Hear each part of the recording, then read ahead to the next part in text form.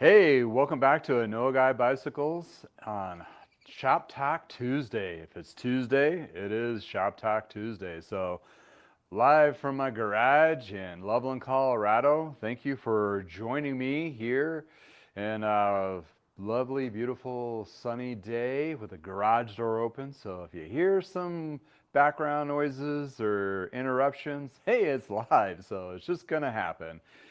Hopefully you'll enjoy this live stream uninterrupted. While during live, there won't be any ads from AdSense, but on the replay, if you're watching this, you will be getting some ads on that. So I encourage you to actually join the conversations if you're available on Tuesday, 10 o'clock Mountain Time. And here we are at Shop Talk Tuesday. So welcome, and I hope it's a beautiful day in your neck of the woods. So lots of things going on. It's springtime. A lot of shops are getting really busy, and as a few of you start joining the actual live stream here, we'll talk about some things that I've dealt with. This particular bike that's right behind me, or right next to me, the Trek SL Amanda.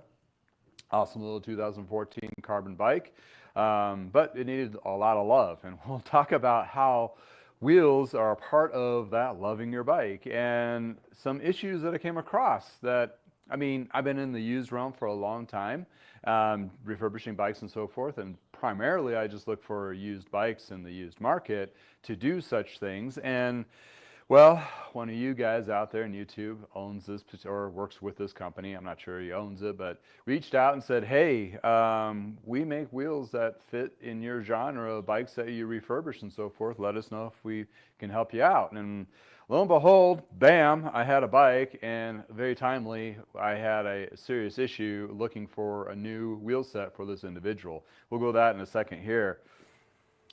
Good morning.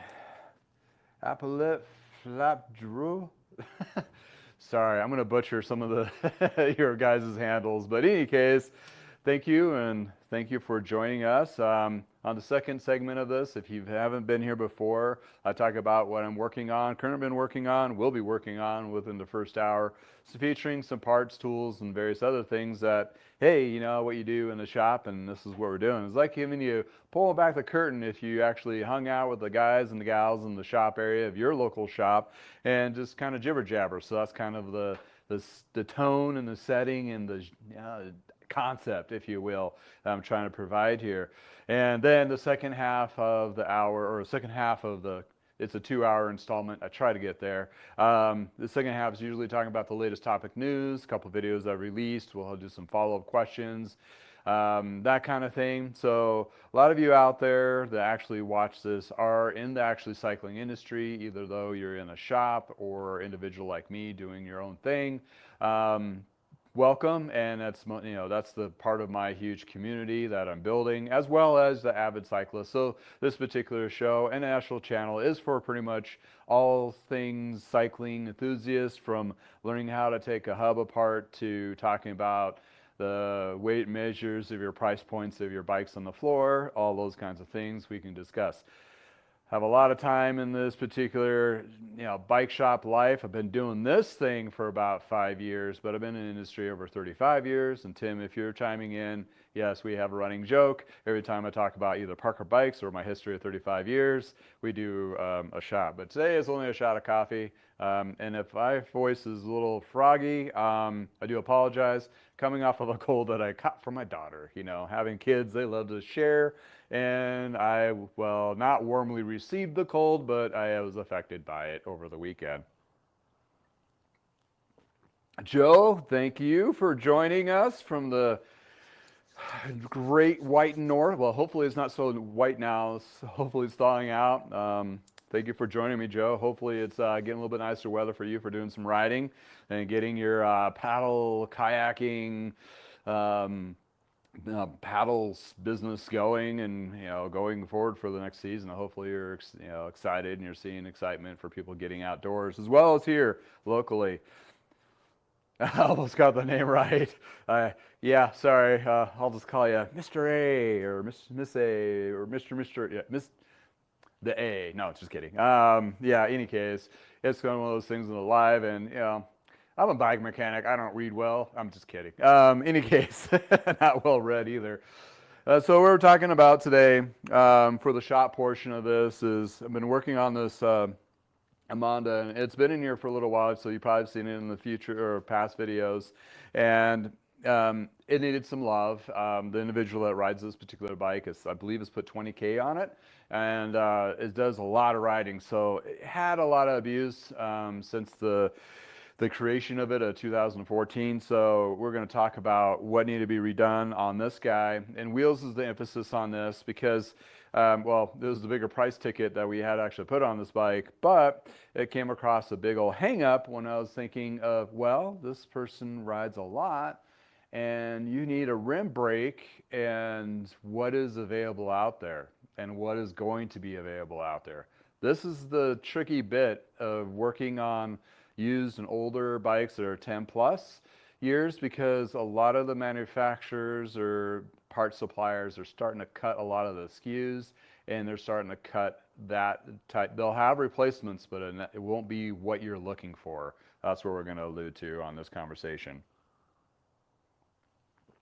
And some tips and tricks about looking at wheels, because in a conversation with my buddy Jack, occurred to me that there's a lot of intricacies with wheels, and there's a lot of problems that can be there lying underneath. You may not know until you actually get it cleaned up and trued. I've been a victim of this as well myself, of, try to do my best in the field to inspect that particular wheel and making sure there wasn't anything that was wrong with them.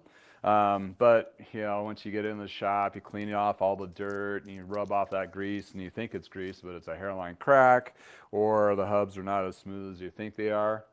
Sorry, I'm gonna have to do a cough drop so I don't cough through this whole one. But anyway, there's a lot of, I'm gonna go over those valid points. So if you're looking at a wheel set used yourself or even new, things to look for as in quality, and that alludes to Bicycle Wheel Warehouse. They're out of California. That's where I got this wheel set out of, and getting to that particular purchasing was actually a breath of fresh air. Let's put it that way, because when you're looking at specific parts that are, I wouldn't say vintage, but they're getting outdated in a sense, or everything, the market's going one direction. And this is not specifically to, well, this is specific to cycling, but that problem is not specific to cycling, because when you're looking at older car parts or any other things that you're, hobby, tinkering, whatever, even watches, you may have a kind of a Achilles heel of getting those particular parts and so forth. So without further ado, we got some people in here. Thank you for joining us on Shop Talk Tuesday, and thank you for hanging out with me in the garage. So let's take a look at this. Mr. Diggs, thank you for joining us. Oh, you're from Amsterdam. That is awesome. So if you're watching on the replay, I'm looking at the chat and people chiming in for questions and so forth. Got myself a nice little cycling table here to hold the computer now, so I can actually read your comments without totally distracting and running away, that kind of thing. So I'm going to move the camera here so you have a little bit better perspective of the shop and the bike that I'm been working on. It is completed, so it was a pretty big laundry list of things that need to be done to it. So as a mechanic or service rider, bikes come in, you do a first initial assessment, and we catch about 90% of the stuff, right? Then you get the sticker shock of like, oh my goodness, there's so much that needs to be done.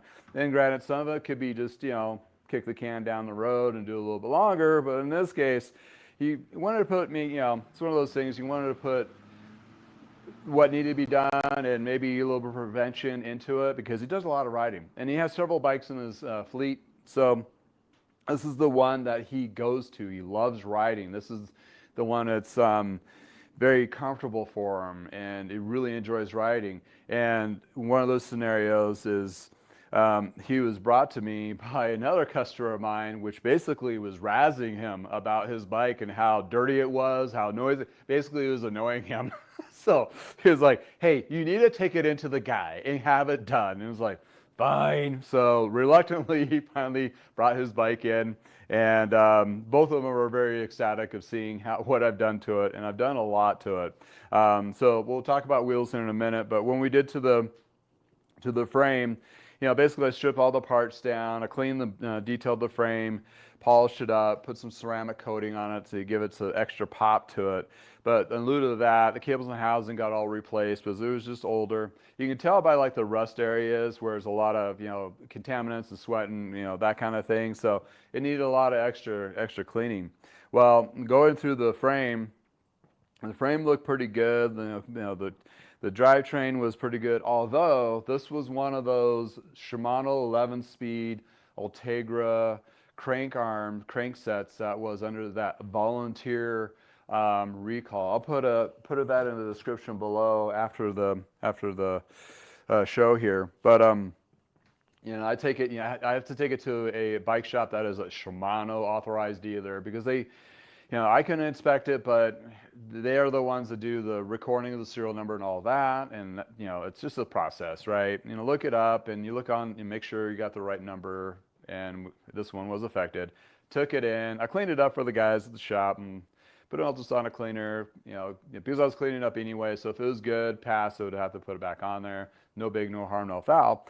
But when I brought it in there, then they took the inspection of it and they found this super small hairline crack in the actual glue bonding agent, which I didn't think that was a part of that, but apparently it is, and it's so micro. But they found it and they sent it in, and lo and behold, he got himself a new crankset. It took about a week, so the turnaround's not too, or less than a week, because they have to ship it to them. And in California is where the Shimano has one of their facilities where they do those evaluations. They also, I believe, have a warehouse there too. And they shipped it back, got it back, and wasn't too long. But in the interim, got the crank on, but the bottom bracket had some crunchy bearings, so we put some new compressed bearings in there. And sorry, I'll try not to cough too much. Oh, all right, all the diggers. Hey, Doug, thanks for joining. Appreciate it. All right, Randy, welcome back again. And here we are, hanging out in the garage. So, and also Precision e-bikes are my go-to for anything that's e-bike related. Josh there is one stellar dude. Been in the e-bike kind of realm before e-bikes were cool. So talk to him if you ever need any kind of e-bike questioning, like what should I get, conversions, if I have any issues, any kind of directions like that. He'll be more than happy to help you. Sorry to throw you in the bus there, Josh, but hey, you join the community, you join the room, right? Any case, so the crankset on this was definitely recalled. Bearings got to taken all apart. One's crunchy, one's smooth. Just getting, they only sell them by the pair through Trek, so got the ones that fit. There alludes, this is the BB90 bottom bracket. We'll talk about that for a split second here. Not my favorite bottom bracket. Reason being, a lot of them, well, the Trek ones, they were press fitting those bearings right onto carbon.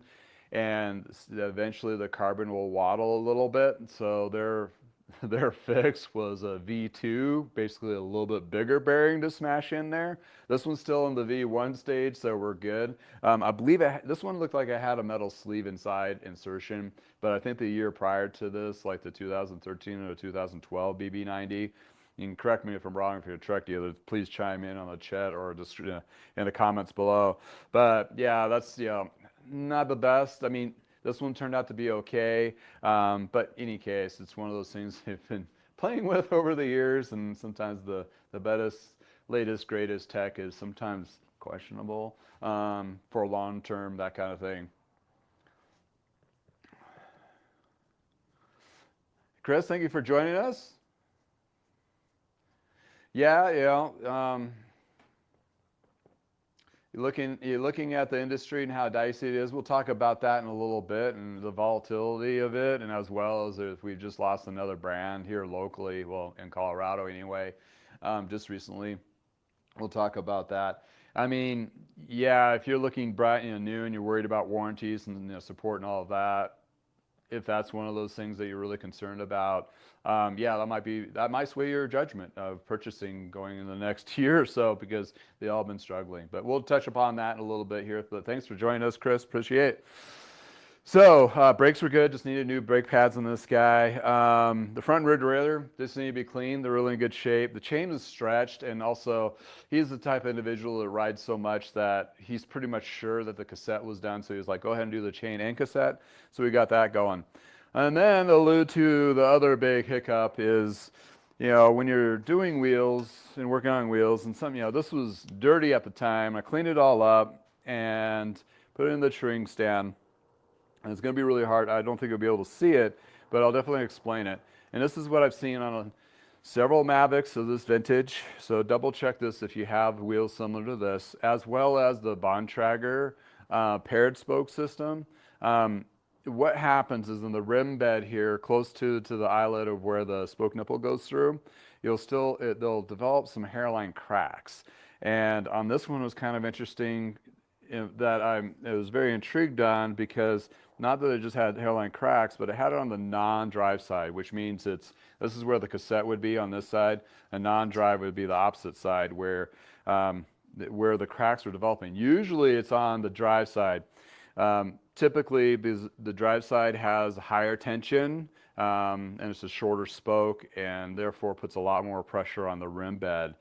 So when you're doing that longer riding, but this one had several hairline cracks, and some were more prominent than others, about 6 of them at least.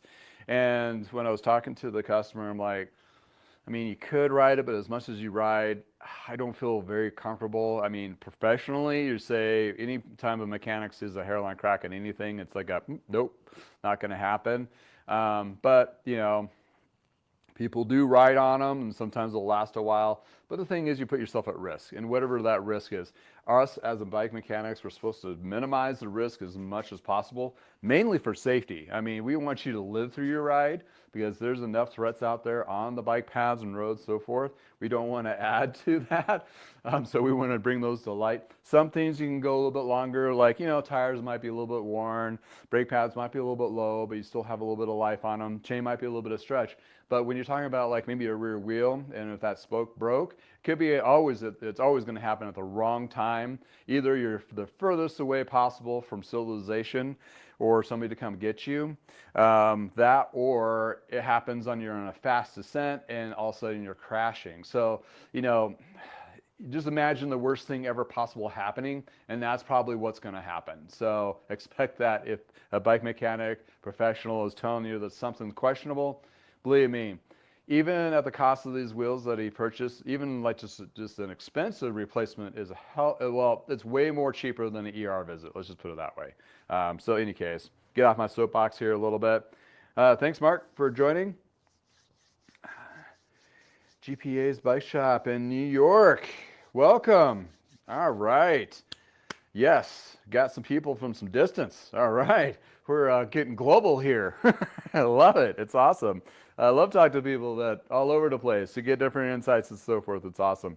So yeah, so that came to the conversation, and this individual has other bikes like I mentioned before. So he was not in a huge rush, and he's fine. And the weather here, it's been intermittent. Today's nice, but we had snow over the weekend right before Easter. So, that kind of thing. But he has other bikes to ride, so it's a non-hot press moment, even though he wants to get back on it, which I don't blame him whatsoever. So I did everything I could while in the interim. And then here came the whole wheel tobacco, right? Okay, so iteration, as you all probably know, if anybody's in the shop, obviously would know, but anybody that's been cycling has noticed that all the bikes have been kind of transitioning mostly to disc brakes, and that basically reduces rim brakes being produced as new.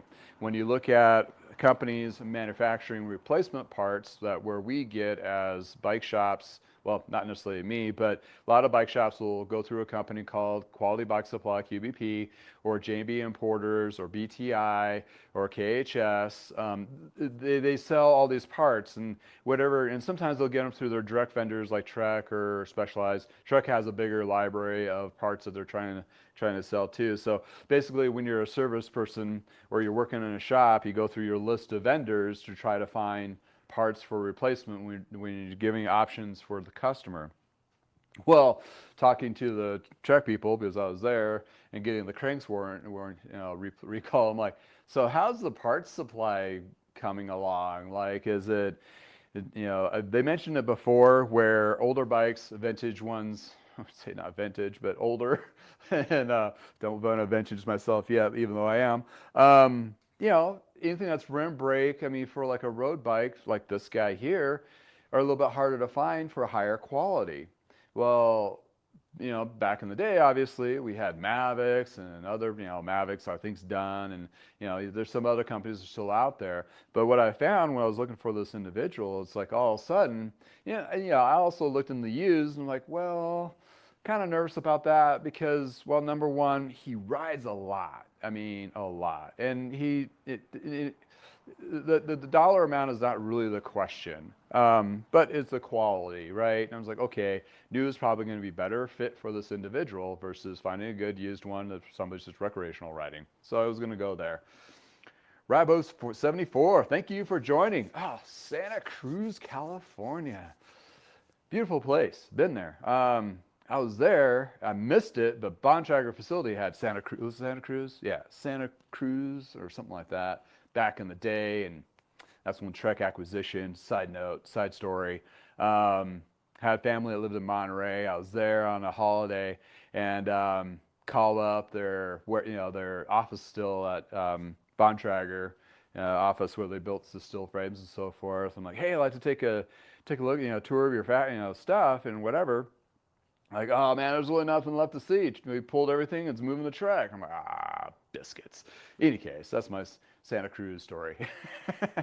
Beautiful little town, California, close to the ocean.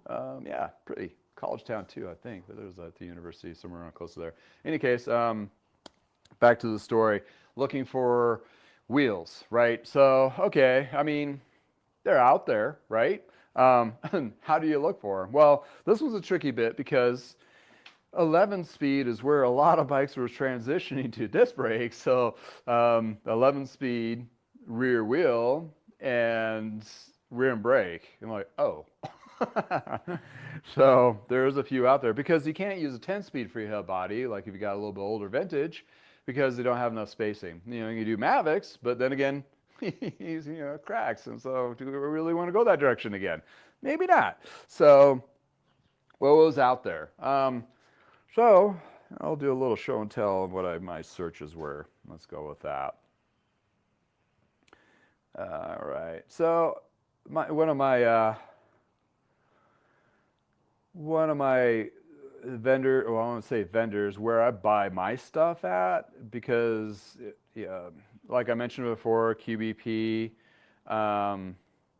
J&B, and BTI, which I did talk to them at the latest show at CABDA, and wanted to see if I can get, a small dealer agreement kind of thing and just buy. I mean, I don't buy a lot, so therefore it's, really doesn't totally behoove them to sell to me, but they won't. J&B said they would try, but I really haven't followed up on it. In any case, long story short, so I go through Jensen's, and also 365 Cycles is another one I go through. But Jensen's USA, they're out of California, bought stuff from them all the time. And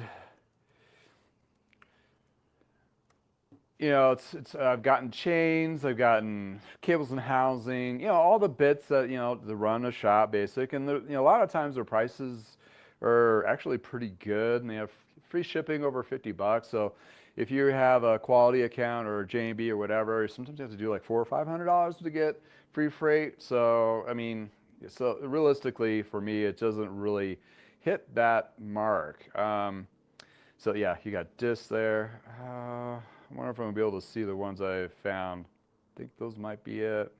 No, not 800. I did find a set of Shimano ones. They had a set of Shimano wheels for, let's see. It was like for $200, that kind of thing. And then they had a 105 version for around $300 on sale, I want to say. And gonna do a little search. I should have. So here you go. Here's an example. If you can see this, disc availability for road. Oh, chopper going above. So if you hear that in the background, apologize. 70 wheels, but for rim brake, 9. So that tells you right there the story of the lack of it. Here we go. This is what it was. Um, they have like a 105 hub for 149 wheel, and that looks like just the rear wheel. And then they had the 5500 is essentially a 105 model. Shimano wheel for on sale for 374, which is actually not too bad for being brand new. Then they had a little bit cheaper one here. Uh, well, maybe they're out of it already. Or oh, there it is, the RS 100 rim wheel set for 170. So I gave them those two options, and then it's like okay, but looking at these wheels, and if you worked on any of these wheels before, some of you, the spoke nipple's a little bit larger. They're direct pull spokes, so they're not as standard. I mean, you can, most shops will have the spokes available if you blow one. But he was looking at this and he was like, okay, I'm like 200 plus.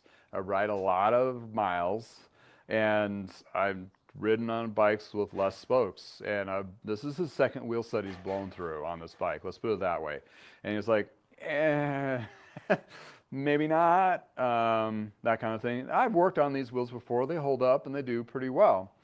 But that being said, so Jensen's like one of those places that I go to. But this new guy and gal, let's see here. See if I can find the website there. Okay. So it's these. So this guy reaches out and it's like, okay, cool. And I was like, okay, I'll take a look. And the website looks pretty legit. Then you look at road rim brake right there. I mean, bam. And he has several different options from low end to high end. They're already either pre-built, or I think it was this one we may have looking at, or one of these guys. Let's take a second here and see which one it was. Okay, so pulled up this guy here and like, oh, okay, 379, not too bad. I'm like, oh, wait, there's drop downs. Whoa, what is this? In other words, I must have bought his last Ultegra hub, but he had Ultegra's 11-speed, which was exact match for this bike. So yeah, so we paid a little bit more for the Ultegra hub. We'll just click the 105 here. And also you wanted bladed spokes, and then we were looking at alloy nipples on there, so it adds a little bit of the cost on it too. So it brought the price up quite a bit, but you're customizing, which kind of, that was really nice, intriguing, but it doesn't stop there. Because it's not just you're able to pick a hub or spoke or what have you. What these guys do is what we used to do back in the 90s. So a little bit of history here. Back in the day, before pre-manufactured wheels became a huge thing, so they do provide free shipping, 12-month warranties. So that's pretty, you still got all your standard stuff. And believe me, shipping on wheels is not cheap. It's the oddest thing. And if you do any shipping, go through Bike Flights. There's a link in the description below. That's where I found the cheapest pricing for wheel boxes and bikes. And they obviously go through, well, it goes through UPS, but they give you the bigger bulk rate to it. And they have other features. And they also have videos on how to pack that stuff up too, which is good. So Bike Flights is good. But I mean, just for example, I sold one wheel and it still costs like $35 through Bike Flights to get to Florida, which is, it kind of scares me when it goes that far from where I'm at, because I've had even through other places to do shipping, it's usually double that. So Bike Flights is the better, cheaper way to go for sure. So they had some good information, but they went to, let's see if I can find this, about our wheels. if you really a data geek and you really want to dig into the technical aspects of wheel building, and there, believe me, when this guy was corresponding back and forth, he was hitting all the check marks of engaging of how spoke tensions and washers on the nipples to go into, all the prepping and tensioning the spokes and all that. They have their whole laundry list of descriptions of what they do, how it's done, how it's laced, all those things. So being a wheel builder back in the 90s, where we built up a whole bunch of wheels, all their wheels, even their pre-built ones, are hand laced. And what the big selling point on hand laced is, it's basically not over tensioned, it's not machine done. The tensions are done correctly, brought up slowly, and it gives you the strongest possible wheel out of the gate. When I pulled these out of the box, they were pristine, well packed, ready to go. Came with rim tape, which was definitely a bonus there, and a little bit of swag, which obviously you saw a t-shirt on me, and it's something to look into. So the reason why I go into this is rim brake wheels, like we already alluded to, are kind of hard to find in higher levels without breaking the bank. Well, you're talking about $300 to $500 getting a good new wheel set. And when you're looking at used, I mean, you can find like $200 to $300 used set, but you don't know the wear, you don't know how long those hubs are going to last, the spoke tension, the chewing, if the rim doesn't have dings. I got a couple of examples here, or at least another example. But then you can really kind of customize it to what you want. And what really kind of blew me away is within these particular wheels, they still do your 650. Well, I'm sorry, not like the 650. I swear I saw them on here. Excuse me. Oh, this one right here. If you can see the drop down, 27-inch 650C and tubulars. Okay. If you have a classic 70s road bike and you're trying to find a wheel set that's a 27-inch to fit that Schwinn Super Sport or whatever, or a Peugeot from that particular time frame, you're not going to find a wheel set. But they have them. They potentially can build up a set, if not already have a set built up. And also 650Cs have been kind of phased out, but there's still a lot of tri-bikes out there. And yeah, you can buy the used or you can buy the full crazy carbon expensive ones. But if you just want to get that, that light speed, I saw it the other day, it was a light speed 650C used bike, tri-bike out there. And if that wheels were toast, you're like, where the hell do I get wheels without breaking the bank? There you go. $330, not too bad. And then you got tubulars or sew-ups, basically the gluing, old school, classic gluing of the tire on there. It's just the whole thing. But they have it as a new option, which is kind of a jaw dropper for me, which is great because you can get yourself this classic 27-inch wheel set, and they have one option here. You can do the quick release, or a bolt-on. So you got a couple options there. And, hey, to get that classic cruiser with new wheels, because granted, the wheels in those particular vintage, most of the time, depending on where you're at, could be super rusty, just due of age. But back then, they didn't do a lot of rust prevention materials.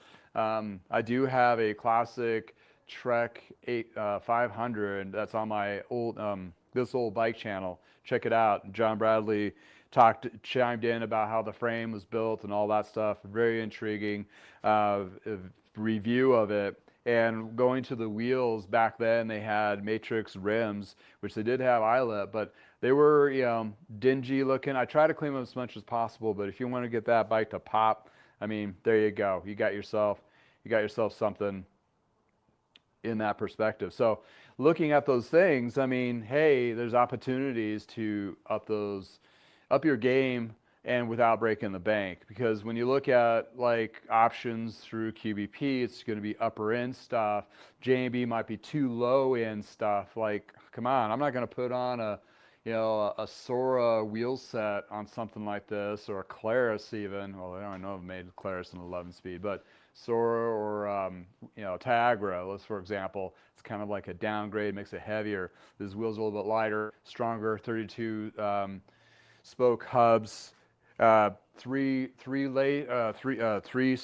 cross, which means the crossing from the flange of the hub crosses over one spoke, two spoke, three spoke, which is a little bit stronger wheel strength. That's what old school of the 90s training was. And that actually gives you that a lot stronger triangle focus. I'm not an engineer, but that's what the Kool-Aid that was preached back then. In addition to, these are the three things that I just picked up on these wheel sets, which are the boxes to be checked on high quality. I did not ask the individual when they did the wheels of these things. I was just I did some fielding questions, but he gave me more information than I ever asked for, which was great. And then I was really, where's the rubber hit the road? Pun intended. And the three lateral, three cross, that's definitely a high-end tradition. In addition to the J-bend is going forward. That actually gives you a little bit stronger outside. I mean, pretty minuscule, I'm sure, but that gives you a little bit stronger angle of the spoke. Also, another technical feature on these is, or more basically, attention to detail. Yeah, let me double check the response, see what it was dug in. All right. Oh, there's a Schwinn guy in here. Awesome. All right, Schwinn guy, good morning from Arizona. I bet it's starting to get a little warmer down there, I bet, eh? High-end, low-end vintage. Yeah. Definitely, Randy, things are getting sacrificed. Oh, it'd be 97-ish. Yep. Backs.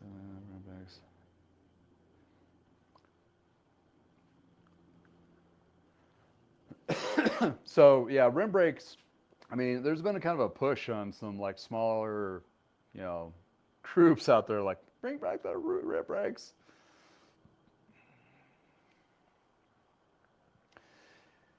Yeah, some people don't like Randy, you like the specialized wheels or Shimano wheels, not specialized. Some people don't like the specialized wheels either, but Shimano wheels, they used funky spokes, the weird spoke wrench. They're hard to true, especially when you're in the field trying to do mechanical support. It's a tricky bit for sure.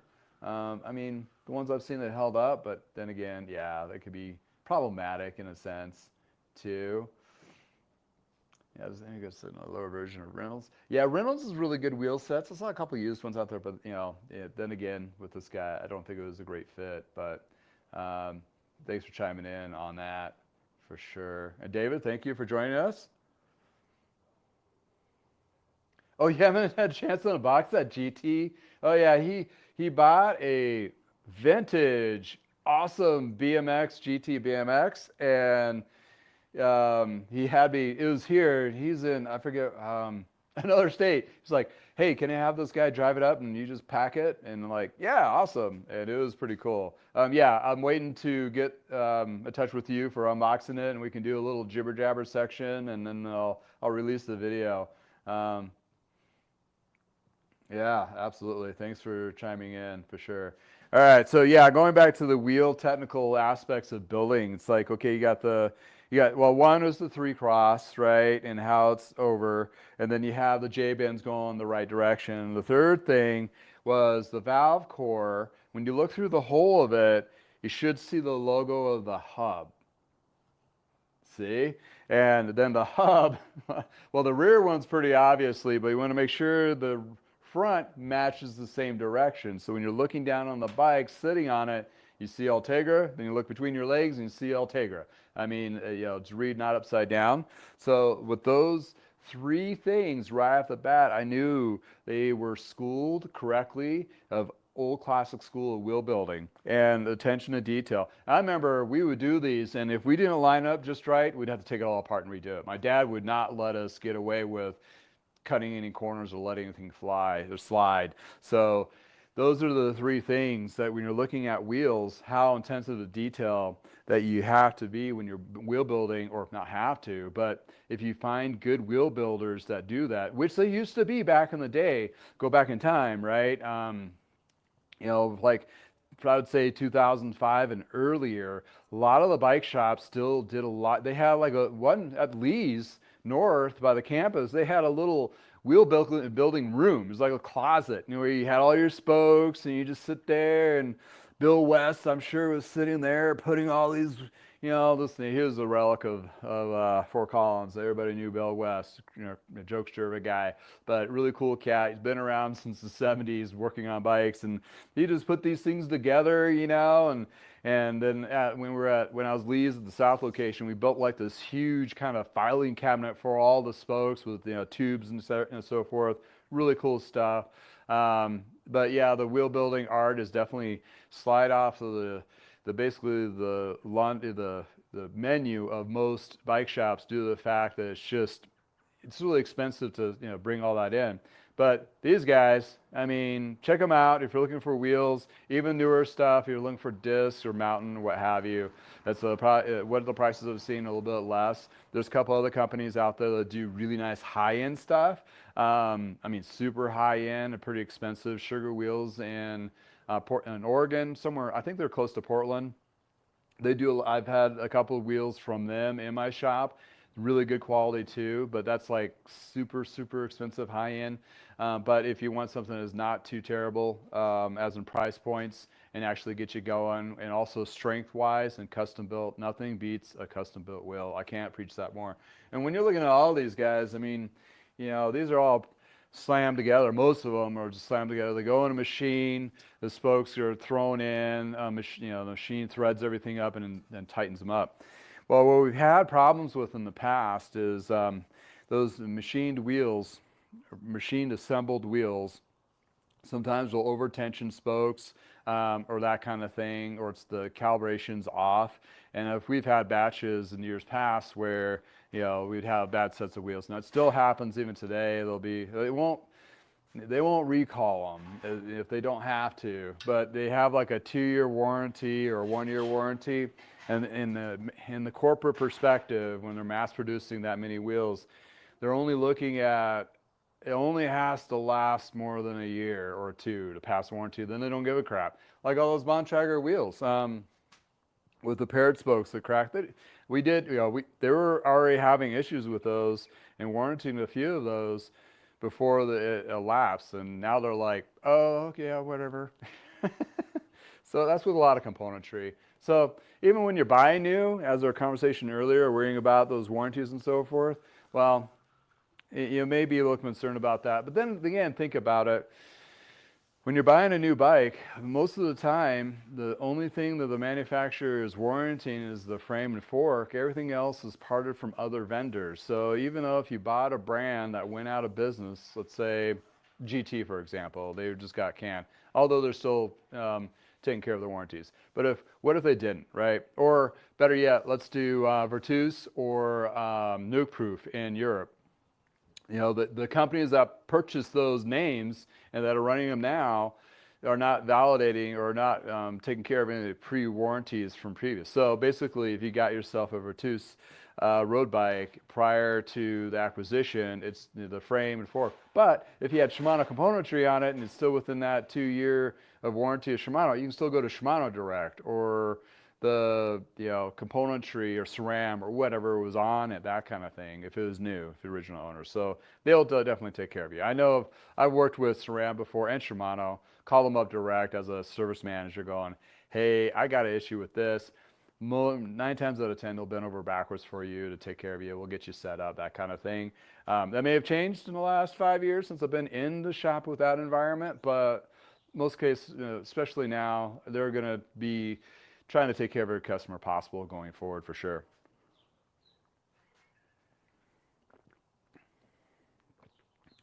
You don't trust the bike shop that doesn't build custom wheels? I mean, I know how to. I don't do them anymore. So do I fill in that? Do I fill? Am I exempt? Thanks, Doug, for chiming in. That's great. Awesome. Yeah. Never trust a shop that doesn't build custom wheels. I mean, most of them at some point. I mean, you got to know how to replace spokes, right? I mean, wheel building is definitely a great way to learn that kind of thing. So in case, the time I got this thing all strung up and everything, yeah, the price tag did get kind of high up there more than usual, but, and I pretty much replaced 2/3 of the bike.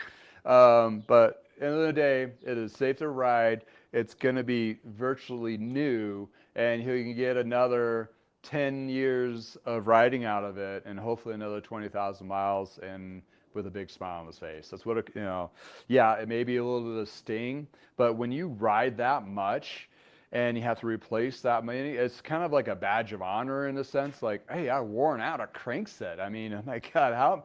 I mean, it takes a while to wear out a crankset. So you have to be doing a lot of riding to that point where it's justified to do such thing. Yeah, it does hurt the pocket, but it's basically, what was that saying?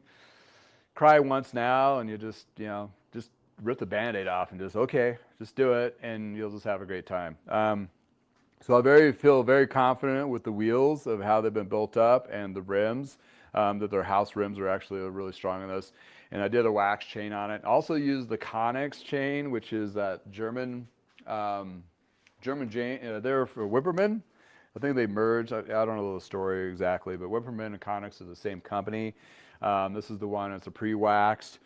This one's the nicer one. It has stainless steel inner links, so a little bit of rust prevention there, a little bit lighter weight, a little bit stronger, and then the precision of German machinery as well as steel. It's kind of it's a buzzword, but there is some weight to it. What's really nice about the Connex, they have their linkage system. It's called the Connex Link. I mean, Power Link from SRAM and something Link from Shimano. I forget what, whatever it is. But their particular link system doesn't need a tool to take it on and off. I mean, you just fold it and it pops off. So if you're going to re-wax or take the chain off to clean yourself, it makes it a lot easier without needing a tool and all that. Also, those Connex links are compatible with Shimano and SRAM.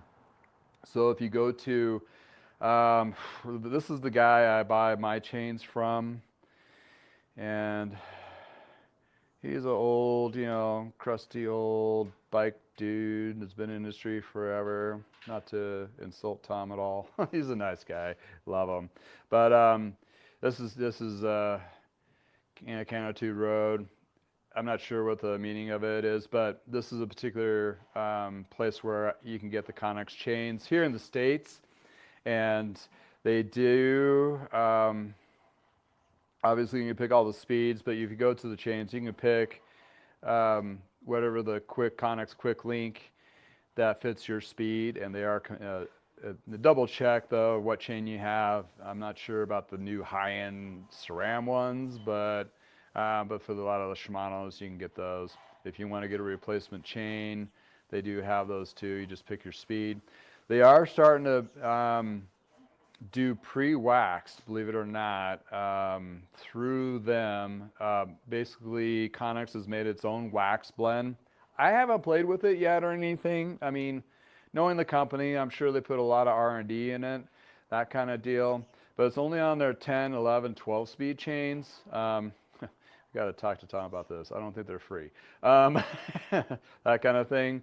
But what you're looking on those is it's one of those situations where you can get pre-waxed from them, but the thing is it's on their nickel-plated chain. So if you read the description, it's not their high-end chain. So if you want the higher-end level chain, you'll have to wax it yourself. Well, and also Silka's done a lot of testing, and they have a lot of race teams racing on their stuff right now.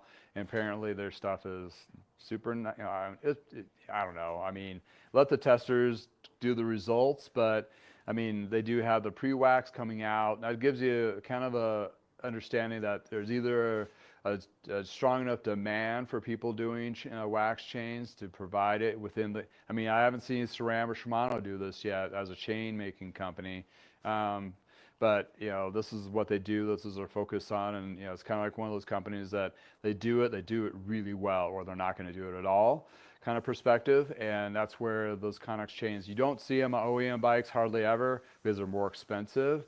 That's where you get like the SRAM or KHS, no, not KHS, KMC chains, those kinds that are a little bit lower price point on OEM. So if you got yourself a brand new ride and you want to elevate that, bike is only as strong as the weakest link, right? The chain is referencing to that. So if you got a nicer chain, better shifting, all those kinds of things for sure.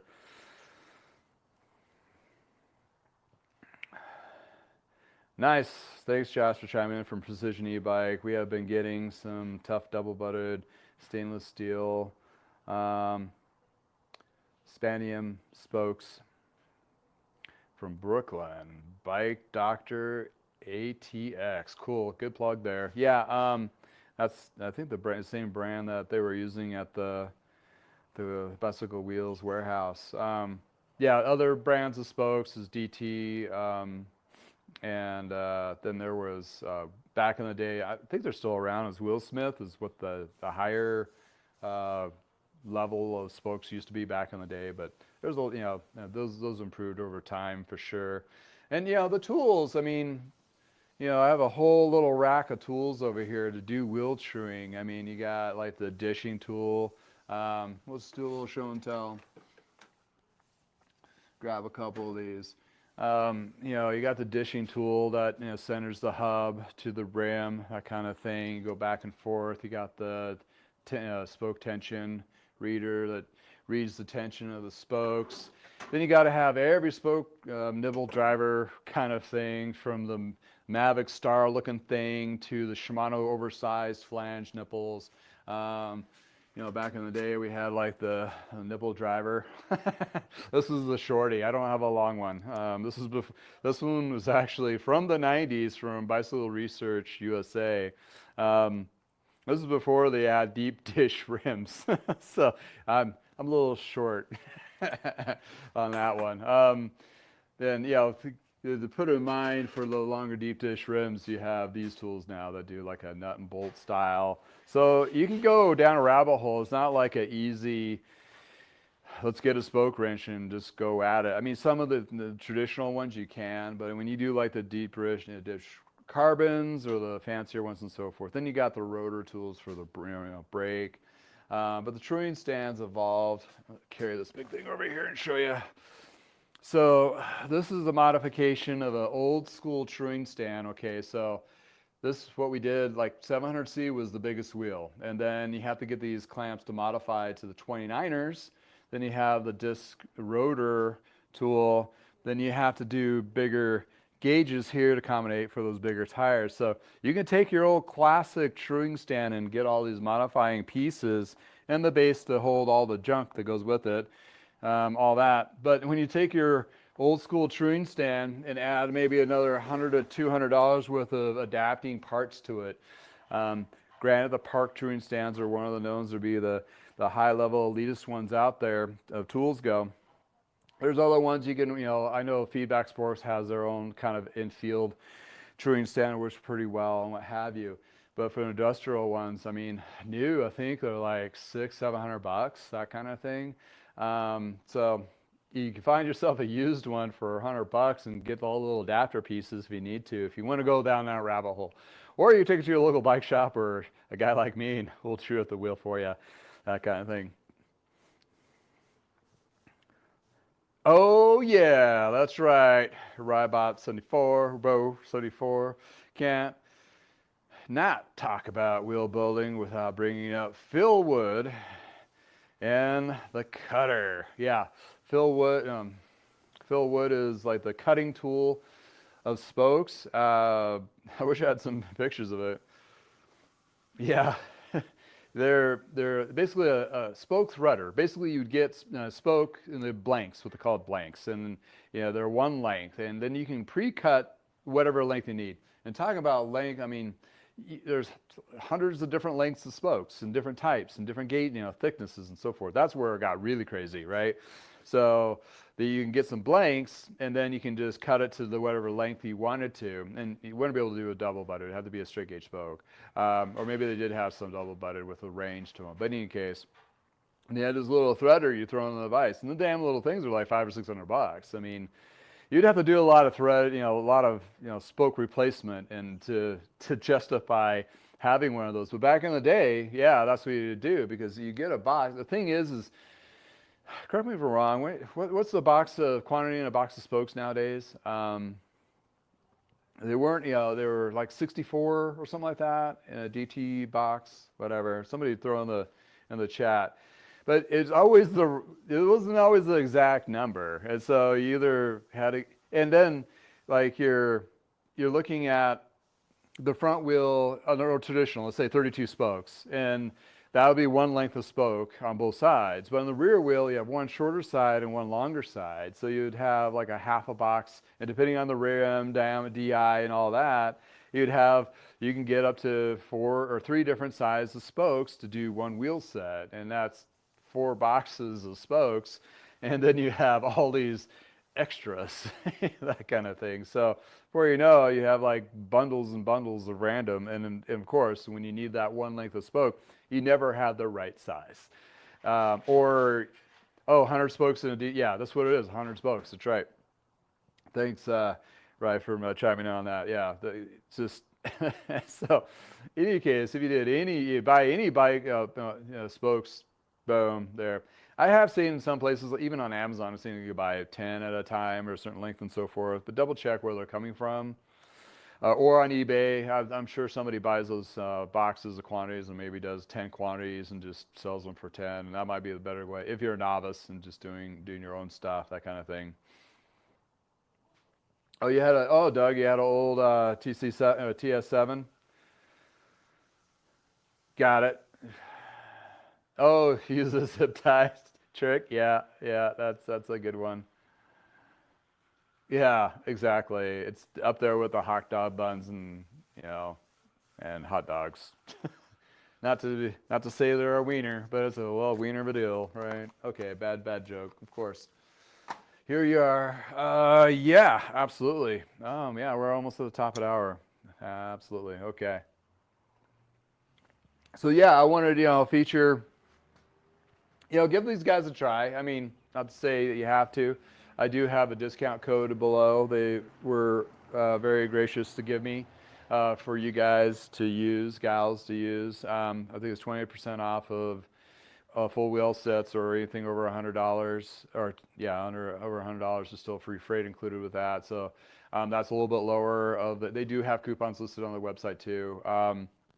But that gets you into a little bit, the $300 wheel set, $400 wheel set with a little bit higher discount. There's a limit on that on time waste. I think it ends at the end of May.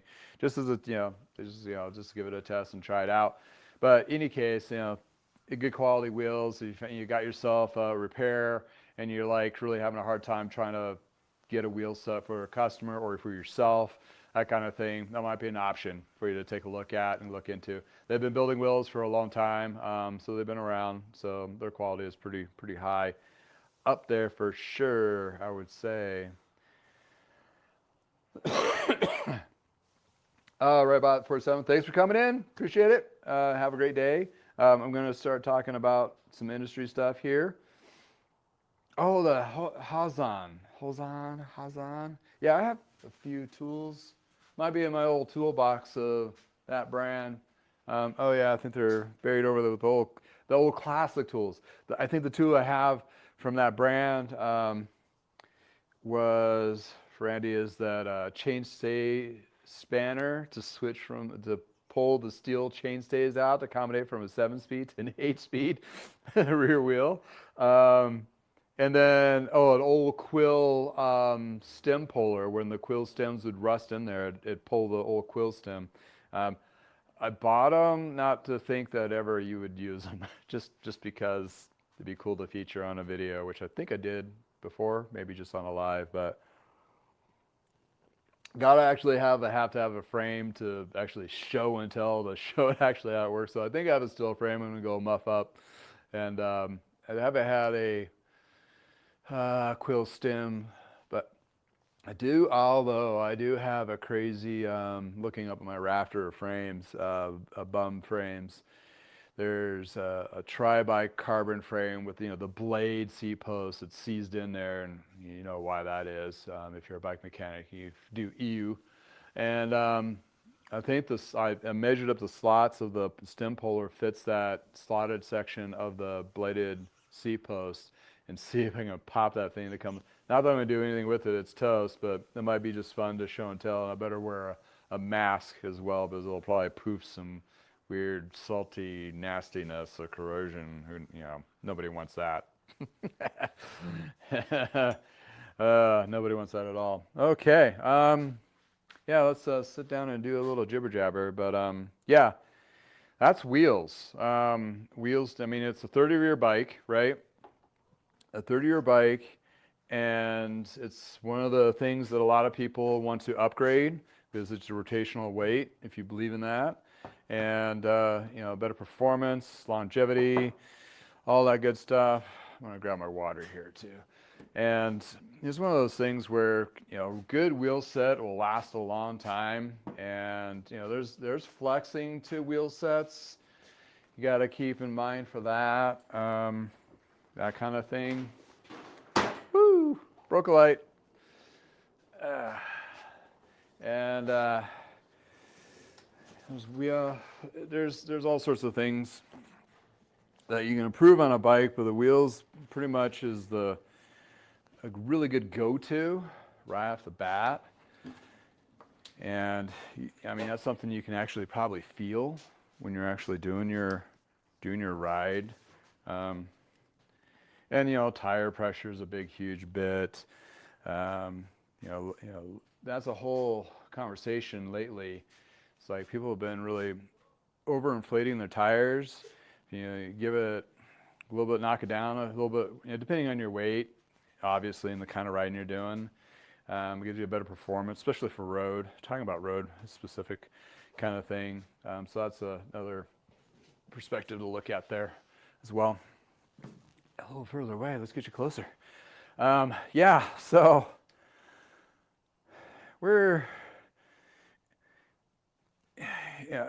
at some point, I'm going to be tired of talking about this topic of industry in the sense of how weird it's gotten. And it's just continuously to get weirder.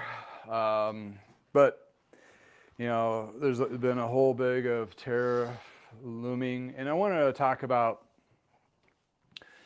that video, or what the Truck and Specialized released last week. Excuse me. So we'll do a little bit of recap on that. Well, the first one, I actually, when I was at the Czech store getting these parts, I was like, they were telling me about, they had a price last Thursday, a price increase on everything across the board. They had to redo all the stickering and all that. And that was a corporate store. So when you look at all the the independent bike dealers that still are Trek, yeah, let's get down and dirty. Let's take the gloves off and let's just talk about it. Straight to the point, Randy. Yeah, let's just get into it. It's interesting the perspective of this, because I understand where the corporate stores and working in a corporate store, not with bikes specifically, but worked at Big Five Sporting Goods, which is a sporting good chain in the United States, mostly on the west side, West Coast. Anybody on the West Coast would be like, yeah, we know what Big Five is. And they had like 500 locations, and we'd have price changes and all that and that kind of thing. I understand from that perspective of it, but when you're looking at a truck corporate store, that's what they're doing. All their staff is going through all their parts and restickering everything for the increased price, and they had kind of a bell curve for some of it and so forth. Whatever. That was like immediate, and it was a couple days after their Trek Fest, which is their annual big sale of springtime and so forth. So reported on that, not really engaging in the sense of good, bad, or otherwise, just kind of just reporting this is it. If you walk into your local Trek store, you're going to expect more. It's going to cost you a little bit more, period. If you bought something before in Trek Fest, you got lucky. Hopefully you had something on layaway and you did that right. But the prices going forward are going up. Oh, a good note there. Precision e-bike just mentioned in the chat that MBDA is going to be lobbying for the bicycle industry. There's been like that, tariffs could be very specific, which are I'm learning a lot more about tariffs that I ever never wanted to know about, but it is directly affecting the market, directly affect my business, directly affect everybody in cycling as well as anything else here in the States. So if you're looking from the outside of the United States in, this is a big old hot mess, and this is basically, today's perspective, and tomorrow's going to be completely different and wacky. But yeah, there needs to be some more consistency and more surgically done versus just a blanket coverage. But not going to really need to go into that too much. But what the chiming in was with some of the comments that did kind of maybe lay there in bed at night thinking about going, well, okay, I've been an inventory manager at bike shops, and I worked for a company that did have a inventory managing program. So I worked with a lot of bike shops across the nation with massive inventories, and how if you're, I mean, the bike people in this with us today know that a lot of inventory, it's called pre-season. And those preseason orders are done usually in late summer or fall. And the stuff is ordered up. Even before that, they do estimates and order up and build. And it's a whole process. And once it hits, so for this season that we're about ready to get into, all right, it's April. We're about ready to get, for us in the Northern Hemisphere, it's about ready to start our season. The inventory that's been in the warehouses, the Trek, J&B, and everybody have been in them, been in the warehouses for at least 3 to 6 months. And then a lot of bike shops have brought in their pre-season order and the pre-Christmas order. Then they have a spring order, which they have their inventory now, which is already on the floor. So all that inventory for most of the season, you were talking about like a little 4-month, 3-month window for some areas in the United States. It's a really short, hot, fast window. Everybody's got their stuff. All their guns are going before even these tariffs have been even called. Well, all that inventory is here already. I mean, what they're tariffing is what's coming in. There's some big debate of are they even getting tariffed? Because the systems for customs and all that's not even in place yet. That's a whole different thing. I'm not going to go there, but there's a question mark there. Are they already paying for these? Or are they starting to finally get the bills and are freaking out? Because they have to upfront that money first. When the tariffs come, they have to pay that tariff, and then it gets passed along in the price increase. So needless to say, gloves off, the inventory they have now is pre-high level tariff inventory. So as an inventory hat, well, when you do an inventory, when stuff comes in your shop, it's first in, first out. That's how the pricing works. So like if you bought a SRAM chain and it cost you $15, that first $15 chains come in. Then if there's a price increase or you don't have a bulk price, you just bought 5 from your vendor and they have a little bit higher price, that's a higher price inventory comes in. So the first chains that sell out, the first 50, whatever I said, is going to be at that higher margin than the second set at the lower margin. Then at the end of the year, obviously it's an average, but when you're looking at the month-to-month profitability of it, if you sold like 25 of those first 50 batch lower price chains, that you have the higher margin on. That's how it works. First in, first out. Well, they're just saying, this is what they're like doing is kind of saying all their current inventory, regardless of what you paid for it, we're going to bring that price up higher. That's problematic on a lot of levels.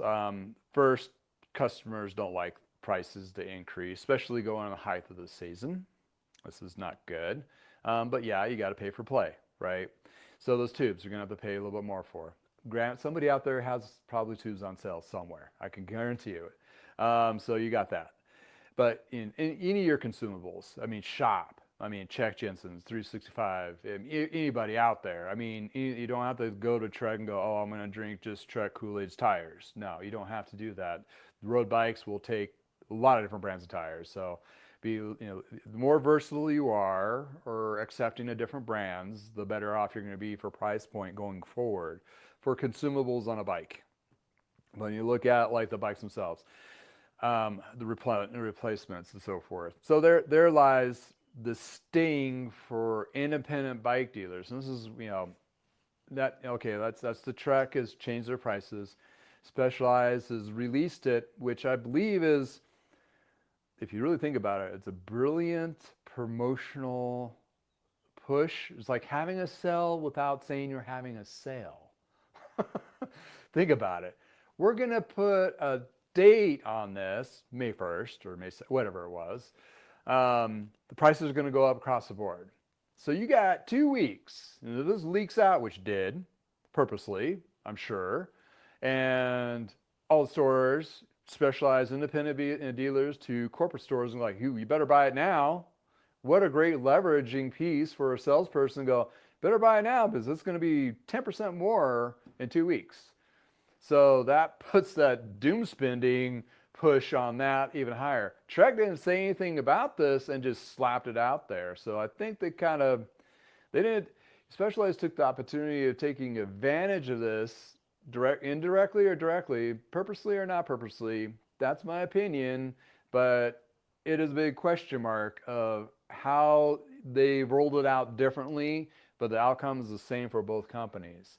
Um, I've heard part suppliers have already increased parts already 10%. So for some of you guys already are buying parts and replacement tires, tubes, parts like that. Okay, Trek is also a big parts distributor to a lot of the independent bike dealers.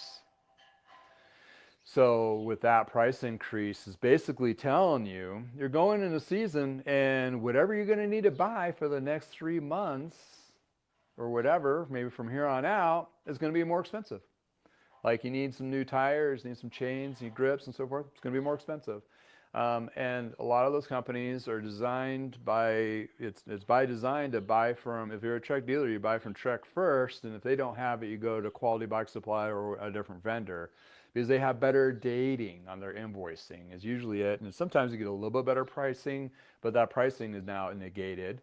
And now, in that dating thing, well, you're still, a lot of bike shops are pigeon, like they put the thumb on the bike shops, like, yeah, we get you, a dating for your, it's almost like a horrible credit card game, right? With a lot of these companies.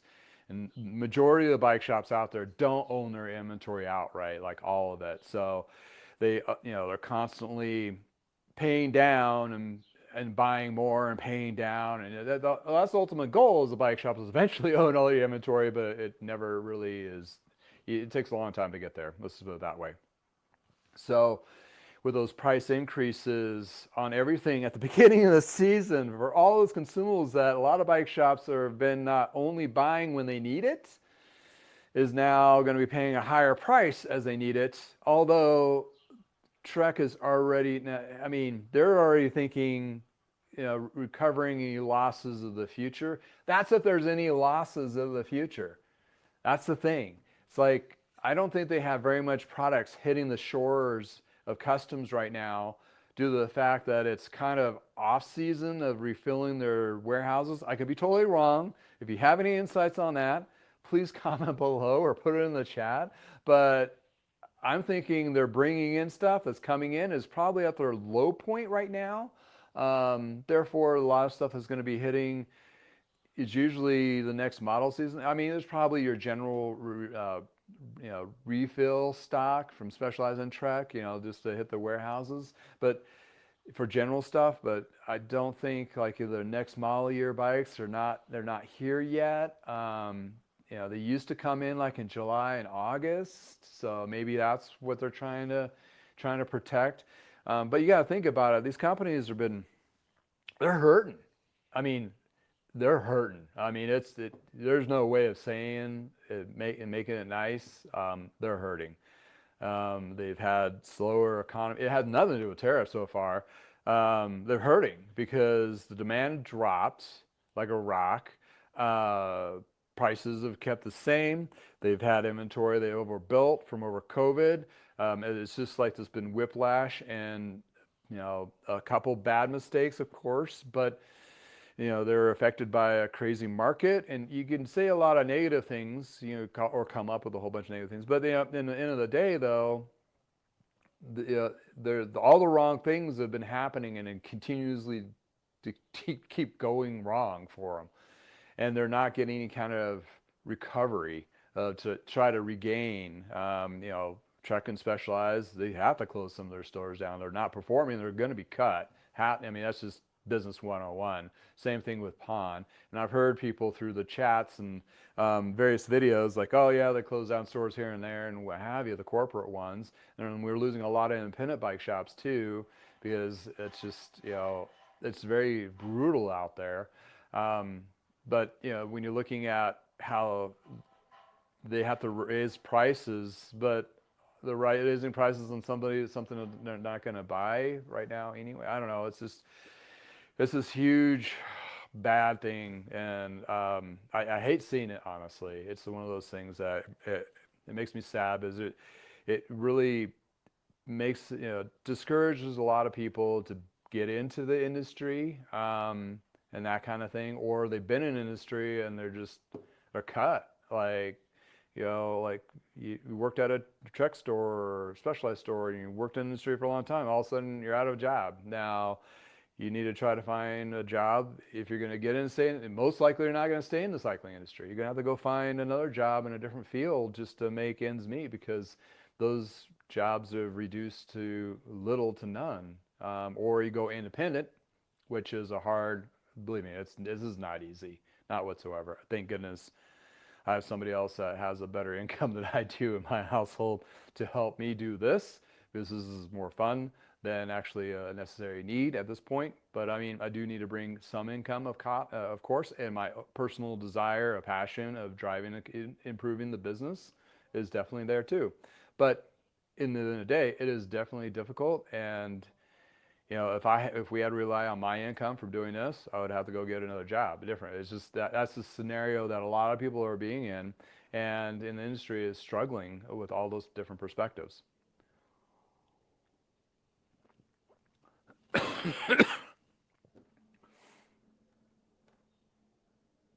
Oh wow! So Randy, you got some James's and Treks with a little bit of like that, packing dust has been sitting in cardboard boxes for way too long. Yeah, yeah, absolutely. Yeah, Randy chimed in. Yeah, it's one of those things that, I mean, when you heard rumors of some vendors having 5 years with inventory 3 years ago, um, and by now that's not the right inventory that they still have. It's the stuff that they sold through is the stuff that was right, and all of what left now is the bad inventory or dud inventory, which they have capital tied up in, and it's just it's I'm sure they're all restructuring their finances, even though they haven't done any chapter bankruptcies yet. But you're going to see a few of that. And one of the do apologize. Don't mean to cough into your ear. I should hit mute when I do that. Sorry. One company just released last, I think it was Friday. Is a newer company. It opened in 2019. They were getting some steam behind them, that kind of thing. They were known for mountain and gravel. They were assembling their bikes here in Colorado, in more of a remote town up in the hills. And they, had a couple styles that are going to be released this year. They're supposed to be pretty cool. They just basically threw in the towel that they're so upside down on their bills. They're basically closing. And I don't think they were hoping to find a financial backer, but I don't think it happened. And this is kind of like up there where in Pro's Closet went down. Like most of their stuff is already gone. I went to go look and just to see, because I mean they had a cool titanium gravel bike. I mean, yeah, obviously we have Moots here in Colorado too, so they were competing against that. But their inventory, they don't have any of these in stock. I mean, check out the sizes; it's all out, that kind of deal. So, but they're just, there's the tale of tales for 2025. A lot of these, smaller companies, they just, and this had nothing really to do with tariffs yet. Really, it was just the struggling of the market, and what we've been enduring the last 2.5, 3 years now has been so brutal that the companies just can't keep ahead of it, and all of a sudden their finances are way beyond recovering from. So in that perspective, they have to throw in the towel, and that's just, sad. And you heard like last year the debacle with Kona. Well, they had financials, but they sold it back to the original owners of it, so they seem to be coming back strong.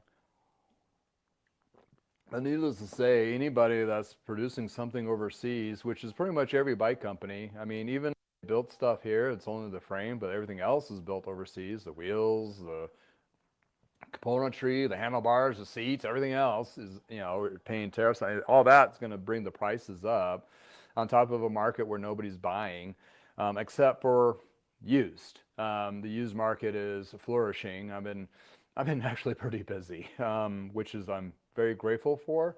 But used, I've been selling the wax chains. People really dig that kind of thing. But the used parts, the used frames, the used bikes is the silver lining to this. That's where, like I mentioned this before, this is where the independent bike dealers, I mean, and if you were a Trek or a Specialized dealer, bike shop, or if you have a buddy that owns a bike shop, they already know they're probably doing this, but they need to leverage used. And I've talked about this before with other dealers a few years back, and they were just like, oh, it just like they didn't want to go down that rabbit hole. I mean, in their head, it seemed like too many hurdles and too many obstacles to do that, which would be easier just to buy the bike and build it new and have somebody buy it. Well, nobody's buying those now. So you go search your Craigslist ads and your Facebook Marketplace ads, and you kind of use your very technical eye of knowing what's out there as a bike person and what that is. And it might be 10 or 15 years old, but if it looks like it's in good condition, the low lift of buying a full carbon bike for $300, putting maybe 200, maybe 300 in labor and parts into that, and selling it for $699 in a sales floor, you paid your mechanic, made a little profit off the parts, and made a little profit off the bike. Actually, the margins I've been selling full complete bikes, you can actually be better margins than your new bikes. Granted, it's a smaller dollar amount, but it is a margin. That's better. And then it's keeping your people employed. Also, that the big silver lining of that part of it is you're providing a less expensive bike for somebody to get into riding. And usually those entry level riders need all the stuff: helmets, gloves, clothing, bike racks, all that. Your $10,000 bike purchaser is just going to buy the bike and that's it. And they're not going to ever see that individual ever again. The new, the group, the cultivating that culture of new cyclists, that's what the industry number one needs to bolster it. So even the big companies like Truck and Specialized needs to make a very hard look at that to see if there's any way they be a part of advocating for that, either by cheaper product or whatever they can do. Because right now, the bike shop, independent bike shop, has basically all the weapons right now. They can get used, they can sell it online, they can ship it, and they can sell it locally. If a bike turns out to be more profitable parted out versus building it up and selling it as a complete bike, they have that option. Yes, it's a little more work, but it's a lower lift cost, and you get more of a profit. So overall of that, it's a win-win. Plus the customers are getting the less expensive stuff, a definite win, and you're getting your cash flow for your shop. So I implore all of you that are independent bike shops or smaller owners to look into that. You don't have to dive into it feet first. Just try a few here and there. Try to mirror the ones that you have on your line. Like if you're a Trek dealer, have a couple Trek used bikes within that genre, a couple of roadies that are less expensive versus the the upper end ones. And one shop that I'm pretty affiliated with, where I've worked with them before in the past, and they said they've increased their footprint from pretty small amount of used bikes on the floor to now to 10 to 15% of their footprint on their sales floor. And they openly admit it is now gold. This is that is where they're actually going to make a profit to sustain and keep their people employed and keep their businesses open. That's where so many win-wins of those that they're leveraging it, and they are going full amount. I mean, yeah, they do still bring in the new product, but then again, as you see, they're going to be brought up on prices from check-in specialists, and everybody else is going to do the same. So it's just going to, bring up those sell prices, which people walk in and they don't, normal individuals that are not cyclist enthusiasts, when they walk in the door and all they see is $5,000 to $10,000 bikes for the first 15 feet of your store, they're going to walk right back out. They're not going to even talk to anybody. So if you need to give more of a warm hug, some of the used options out front, really clean looking, made like new, but there's a golden opportunity for a lot of shops. There's been several of you that have been watching my channel that have shops that mainly just used or service and have done really well. And granted, it's nice out. People are still going to ride their bikes. And I'm sure Josh at Precision e-bikes is probably neck deep in repairs right now and doing conversions as well. And so if you have, if those shops are fitting those directions, there's a win. Yeah, that's the only positive direction. And for me, I mean, actually, it was a pretty good weekend. I mean, I'm very optimistic, hopefully optimistic, but I'm very preparing for the worst case scenario. But as it goes, people are looking for stuff still, and there's still going to be people riding their bikes, and the bike paths are going to be plentiful amount of people. And especially in my neck of the woods is they expanded more bike paths. So the bike paths, you can pretty much do a couple, like you could almost do a double century on just bike paths out here. And they open it underneath the main highway, just not to get to it, but they've opened up a lot more trail systems. So that implores more people to do more riding. They've filled in the gaps where it's just dirt road. They're filling in with concrete paths to make the loop complete around Loveland, and it's going to be super nice. And as a bike shop, if I get slow enough, all I have to do is pop my shop tent with some tools and do free adjustments on a Saturday morning for 2 hours, and I bet you dollars to donuts I'll have 100 new customers like that. I mean, they're out there. And my bike path is 50 yards away from my house. I mean, it's like a stone throw. So whatever, if I get in trouble with city ordinances, like you can't do that or whatever, I'll be gone before they even showed up. But I mean, anyway, it's like one of those things where I'm a local business trying to promote, do something quick like that, and boom, you're going to be known. And there lies a lot of shops are starting to look forward of leveraging local rides in their area. Now, not all just racing, but the racing's great too. But like the charity rides and so forth. And I have great news on that front because I've been an advocate of the Bike MS ride for decades. My family as well, and through the Parker Bikes days to now, which 37 years now being a part of it. In any case, caught me off guard how old I am. Anyway, the director from the MS Colorado chapter emailed me and was like, hey, first time in a long time, with my help, with you use some of my content, to convince and implore bike shops to be advocates of their cycling community, is enabled to now have a bike support at every one of the rest stops for this coming summer's Bike MS ride, which I see that as a huge win. In other words, getting bike shops back involved with those community events, which is awesome, and then giving those rides support that they need. It's a total win-win. And it's just great to see. It's just like the community is still there, and they're still riding. They're just not buying the $5,000 to $10,000 bikes, and they're going to be looking for used and that kind of thing. Oh, you're yeah, Josh, you're stupid busy. So it's not a good time to do an interview with you now, huh? I will wait till the fall. Any case, yeah, it's like last thing you want to do on your day off is talk about bikes. Then again, I really don't have a day off. I just constantly work because I love doing it. This is my thing. It's a hobby slash what I enjoy doing slash if you can find something and there's always learning something new. There's a new tool or a new product and customers or new people getting into cycling. I love it. I had one that got dropped off last week. It's an old performance bike. It's a hybrid, and they have a little one like cute as a button child. It's very small, and they're just starting to get into riding.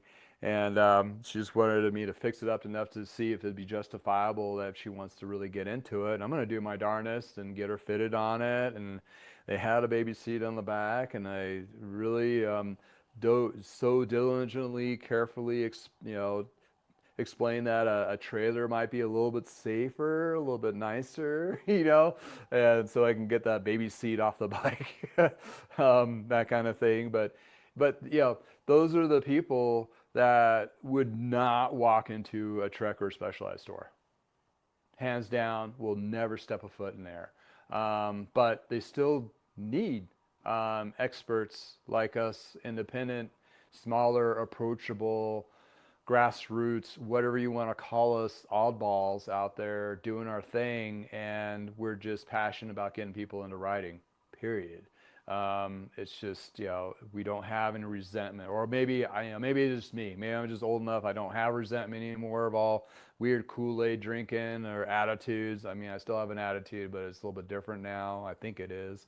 At least I listen more instead of talk. But then again, you're listening to me for 2 hours, so that goes out the window, right? But in any case, I've been seeing a lot of a shift, and it's definitely a shift, for cycling. A lot of people riding. And a lot of people are like, I don't like the e-bikes. They go too fast. But they're here. But there's a reason they're here, and there's also good reasons for them to be here. I mentioned this before. If you haven't watched, I've been on a bike path several times, and especially on the weekends when it's nicer out.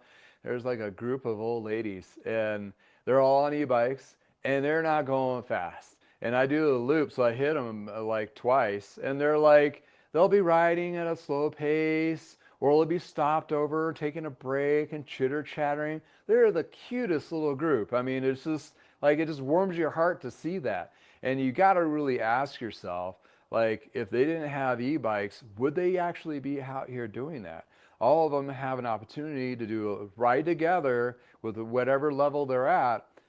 That's what it's really all about, the experience. Granted, there's a few of those bozos that blow by that are way too fast. That's going to be happening, but you kind of ignore them or flip them off, whatever you want to do. But the rest of them, I guarantee you, in my neck of the woods, there's a pretty significant senior community here. A lot of older people, and Loveland used to be like a community. Yeah, that's what it's changed now. But you still have a big community of older individuals, and a lot of them are on e-bikes. And I would have to say, a lot of them want to be out there experiencing the outdoors like they are now if they didn't have such a tool to be able to ride. Anyway, that's as much as like some people out there hate them. I'm not quite there yet. I'm a me rider, not a B rider, but I definitely understand and see, and eventually will be there myself at some point, or especially when I ride with some of those former cat racers back in the day. Like Mr. Bradley, he's so damn fast. I'm afraid to ride with him. It'd be like, well, see ya. This was fun. But in any case, and for me, heck, I mean, Josh, we were having a conversation the other day at Precision E-Bike, and it was like, you need to try the mountain bike. And I haven't been on mountain bike riding in a long time, but Yo, yeah, you can take me up to like Steamboat and do some of the trails and be like, I could totally see myself, renting an e-bike for an afternoon and just hammering some trails. And it's basically your own lift ticket without taking a lift ticket kind of thing. Road Warrior, thank you for chiming in. Where's your shop at? There's a few people that own shops on the chat here. Introduce yourselves. In any case, yeah, that's where. Um, so yeah, we lost a. I feel like you're 20s again. Yeah, yeah. Only if my knees would tell me that. Oh my goodness, yeah. Yeah, take a whole bunch of Vicodin and no, not Vicodin. It's just like be all numb. Just joking. I don't implore that or whatever. But yeah. Oh, New Jersey, nice, nice. East Coast. No, weather should be getting a little bit nicer for you guys out there. That's awesome. Absolutely. So yeah, the community here, what we're seeing is, Colorado is a battleground of sporting goods because we have all the things. We have lakes to mountains to hiking to biking to skiing, snowboarding. We got all the things, right? And that's where all the sporting goods and cycling and all that is like just for businesses it's a duke out and knuckle dragging, and we're seeing people are still going to be out there doing stuff, but they're just going to be extremely mindful of their wallets. And between the cost of everything going up and looking at brands also going up, and it's not, I know it's not just the cycling industry is kind of like pulling the lever on this and going, okay, we got to bump it up 10% and see what happens.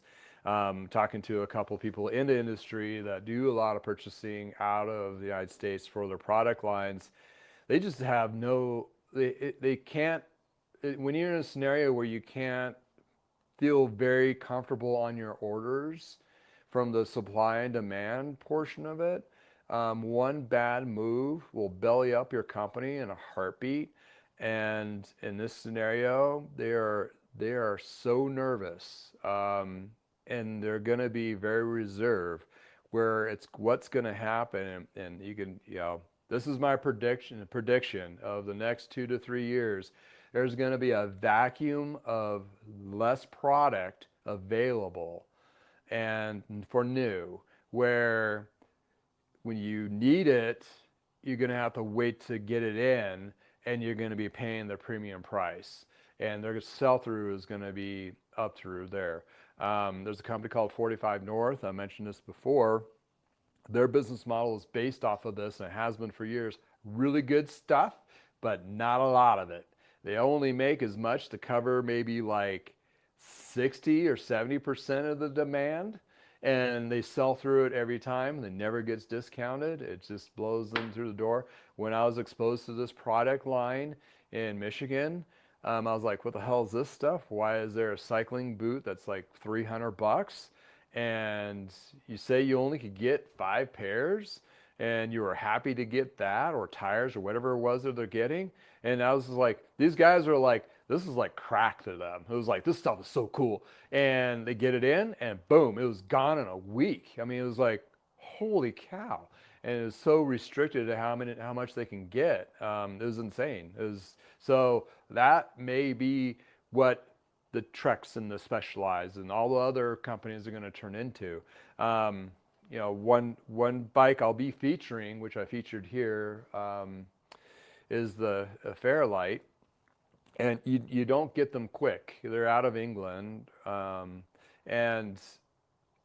I don't think I think it's not England, but England. I don't know where exactly in England they're at, but they make Reynolds high-end, super custom steel frames, gravel bikes frames, phenomenal stuff, mind-blowing. But that's like that. It's like I order one, and it's going to take like a month and a half, maybe two, for me to get one in, either full bike or just frame and fork. But it's going to, I think that high-end niche, and I think that, you're not going to, I don't think you're going to see that $10,000 bike just sitting there on the floor with 5 more of them right behind it anymore. I think that's imploding on them. I mean, it's just unless you're in a market like GC Performance is down in Florida, you're not going to have that depth of you can't stock all as much as you want to. You're not going to be able to as an independent bike shop or even the corporate stores. So the corporate stores are going to have to change their models a little bit, and that's if they're going to sustain. We'll see. It's just interesting how it shifted. Like we're going to buy all the stores ever, then all of a sudden we're going to close as many as we need to. It's like, wow. Did not see this coming. I mean, I knew there was going to be a little bit of heartache after, the downturn of COVID, boom, a little bit, and then saw that, and like, yeah, I predicted this, sure. Did not see this continuous downpour of pain for a lot of shops, for sure. Any case. Oh, Ben, thanks for chiming in. Dearborn, Michigan. Nice. Absolutely. Oh, Texas. Oh, that's where you are, Randy. Yeah. So your season down in Texas is probably getting closer to your shoulder season, like Las Vegas when I was out there. The shops out there are like, yeah, we're really busy in the fall and the spring. People don't like, for me in Colorado, your winter is perfect. But, the locals, I can understand. I mean, it's so funny to go to Vegas in December and we're used to like sub-zero temperatures, freezing, cold, and you get there and it's like high of 50 or 40 something, and they're like, this is nice. Yeah, we're like t-shirts, light jacket. My daughter's in flip-flops and the shorts. Like she just goes, like like doesn't second guess it 1 second. And we're out there and there's people like with parkas on. It just blows me away. It's just so funny. But anyway, but yeah, the season's here. We have a little bit cooler than average temperatures the next couple of weeks, so they'll kind of damper our season a little bit locally. But those who are doing service will be super busy. Although when I was at the corporate store, I won't say which one, their racks were pretty empty in their service department, and they were saying they were pretty slow, which they shouldn't be whatsoever. So, and there's a lot of other bike shops, kind of like mine or smaller, that are quite busy, or they're more niche, like Josh at Precision E-Bike is saying, we're stupid busy. Yeah, and even when I'm slow, I'm busy. And the crazy thing for what I do, since I do ship, and it's a thing for my business. I was not really, I don't have a really dead time. So if you leverage that, even in a shop, start, if you're, I mean, was it Recycle Bikes? They have a channel. They've been doing used bikes quite a bit. And I chimed on a couple of their videos. I'm like, hey, just start selling it on eBay, like parting stuff out. I mean, that'll keep you busy in the wintertime. I mean, busy enough. They'll keep the cash flow going and keep the lights on, for sure.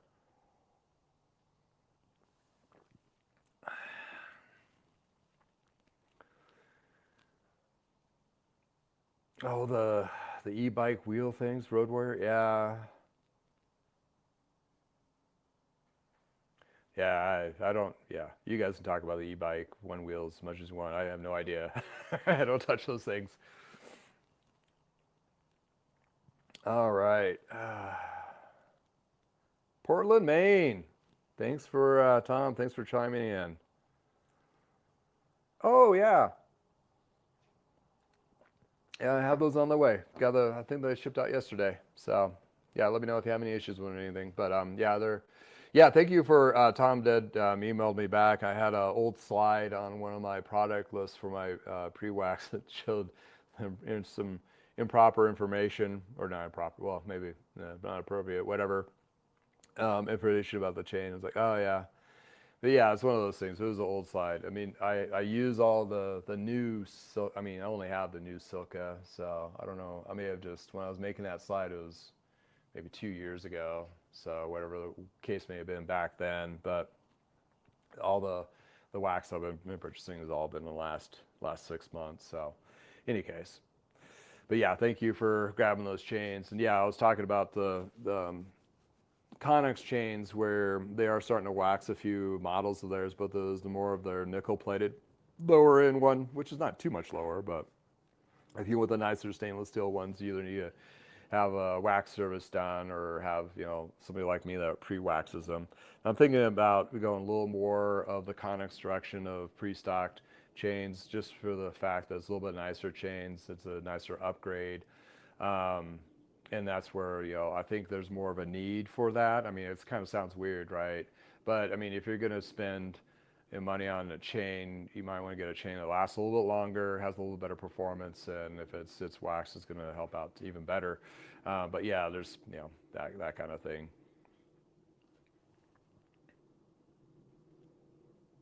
Oh my! Oh, thanks Ben for chiming in my homemade chain waxing setup.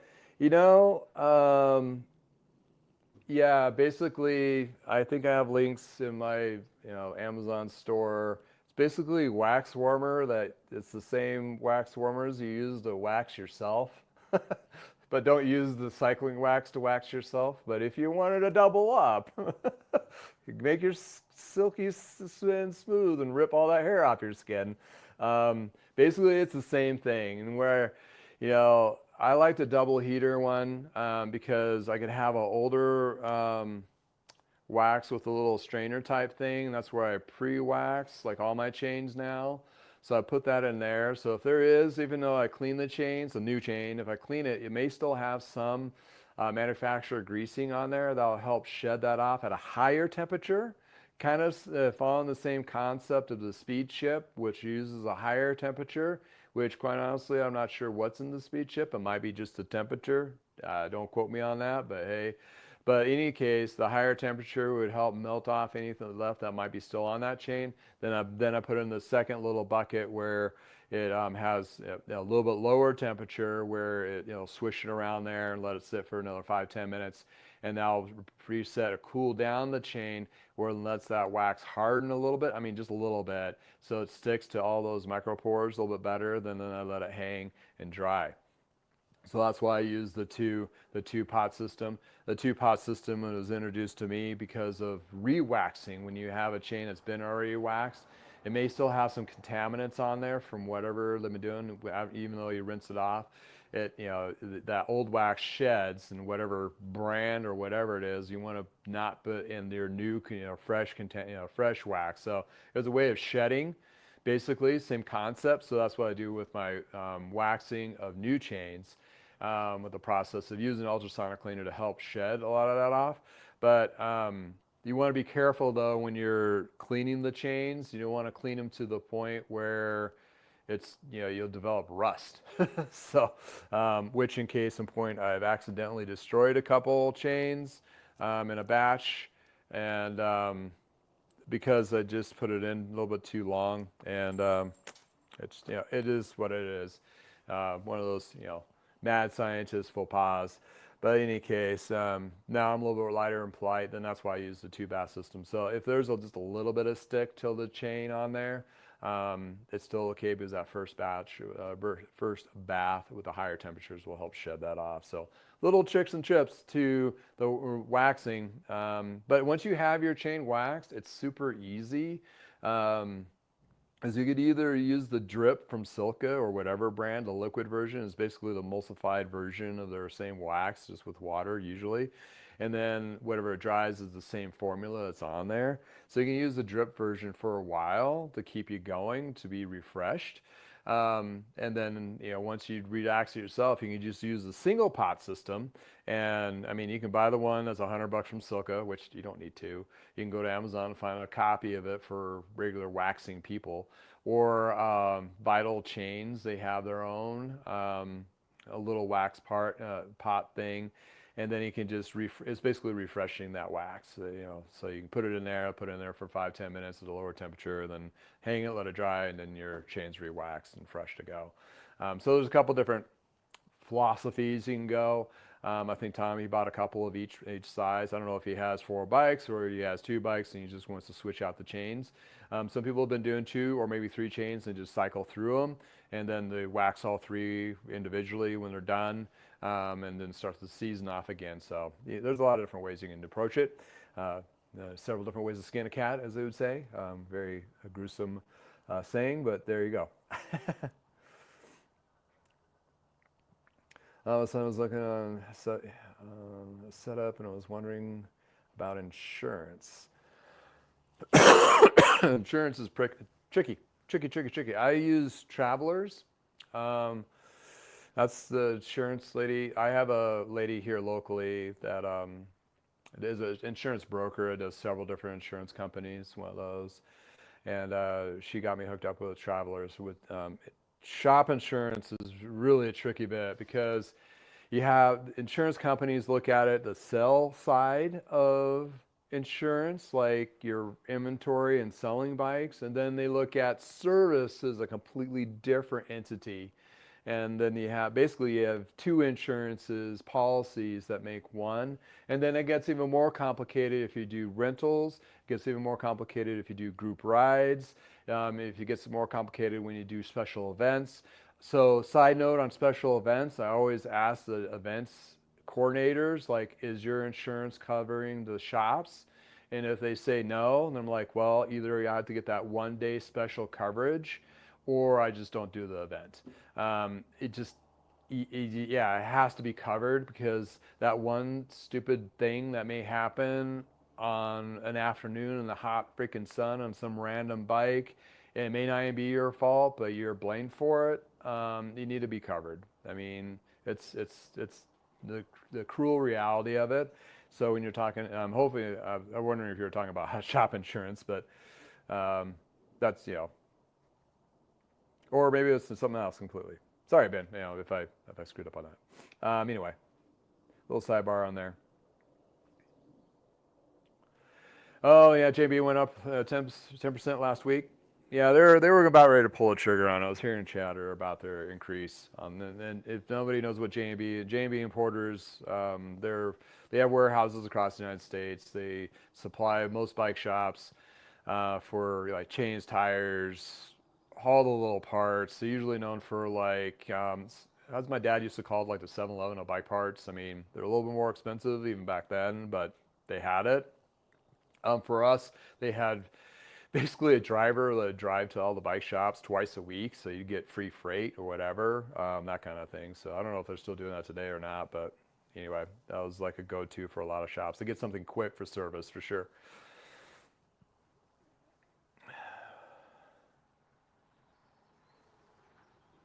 All right.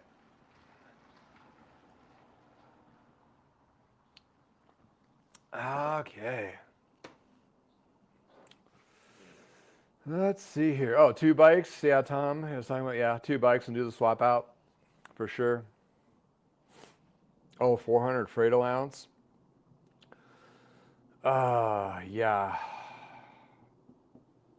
Yeah, that's another problem when you're, a small bike shop. You only want to carry like 5 or 10 bikes of whatever brand. You got to pay freight on that, which adds a significant amount, and you don't get better dating. So that's where they're feeling. That's where the used kind of fits in a lot better, is you don't have to deal with all that. No, you have to pay $400. It was a $400 per. I got a bug gnat thing in here. Yeah, I'm not just going crazy. Um,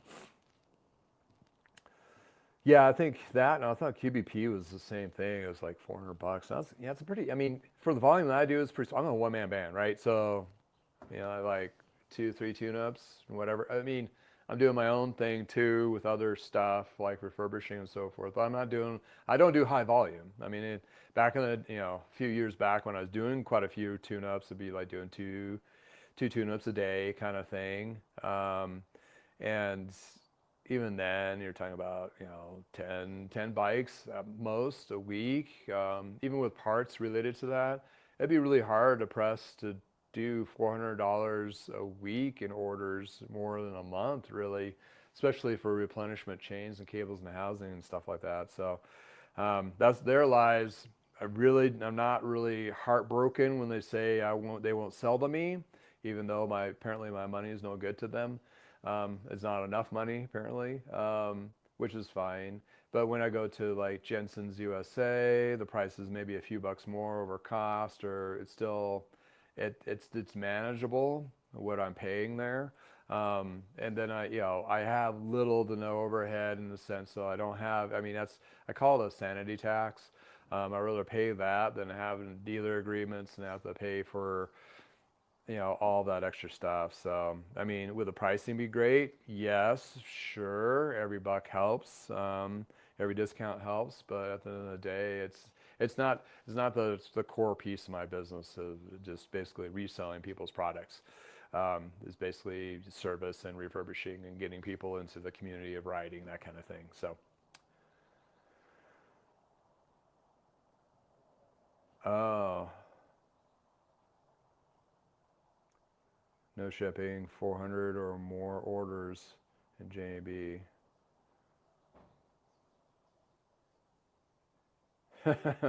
Interesting. Okay, that's something. Yeah, because they all have their limitations and restrictions. You have to make you have to buy a certain much out of a whole year, just as their bare minimum. So it's like that's I don't want to put myself. I don't want to ever extend myself.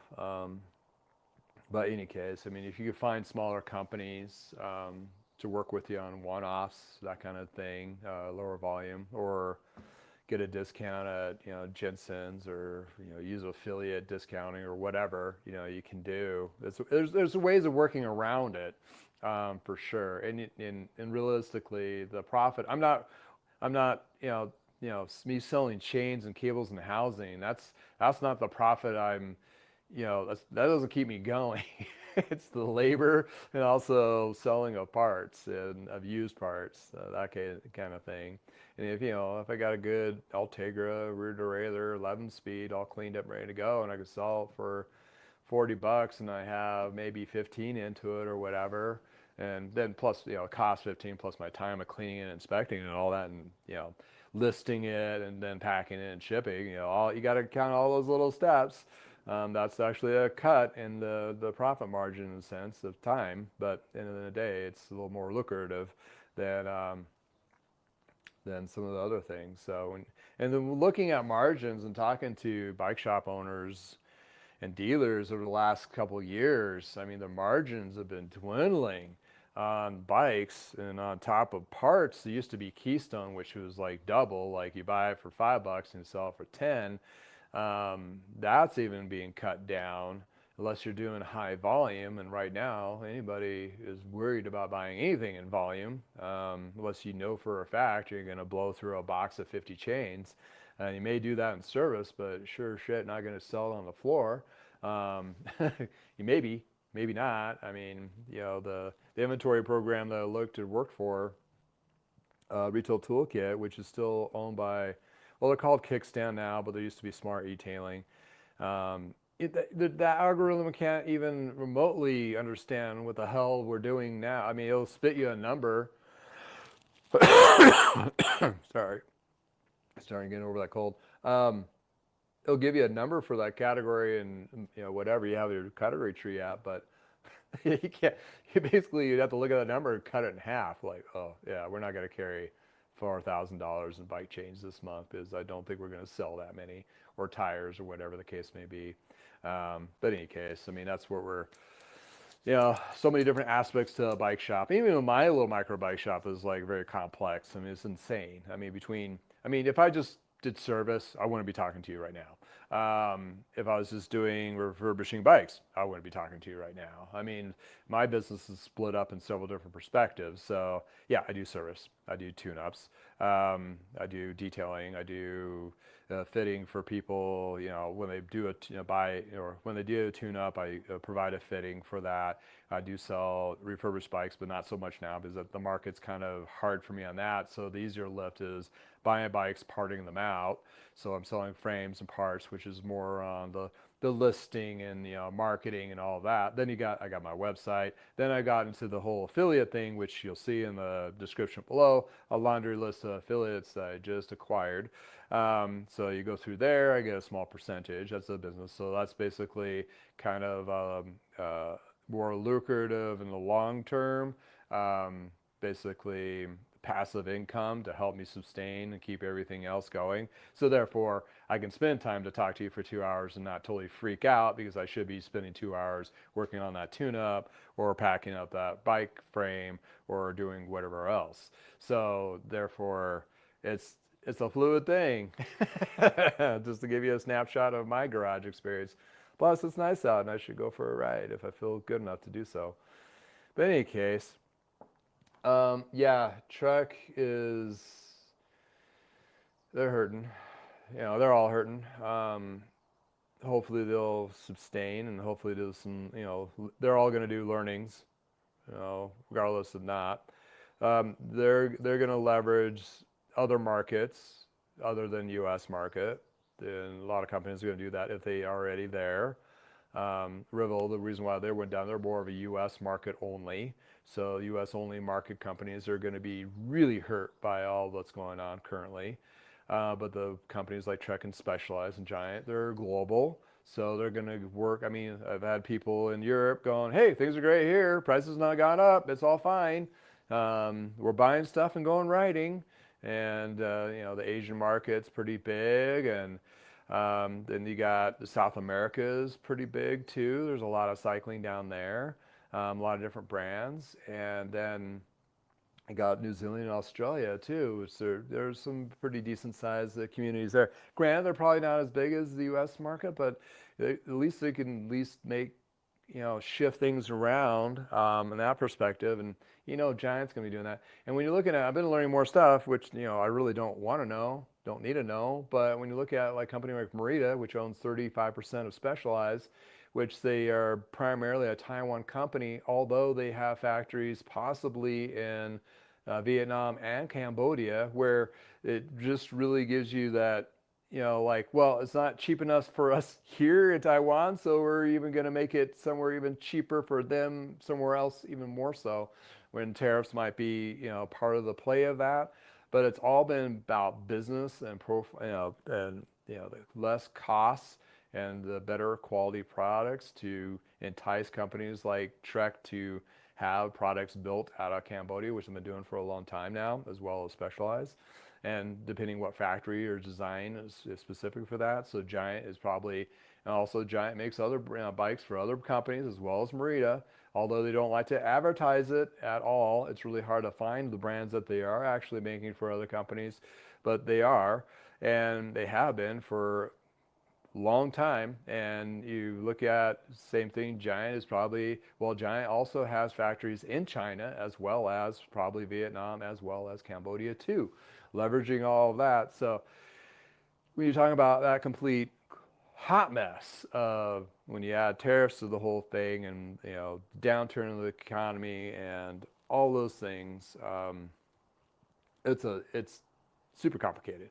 So even a company that's just, you know, like Giant, for example, they're a Taiwanese company selling bikes in the United States, which they have a pretty good, you know, they own stores, I believe, here too, and they have a huge footprint, and they put product in the United States.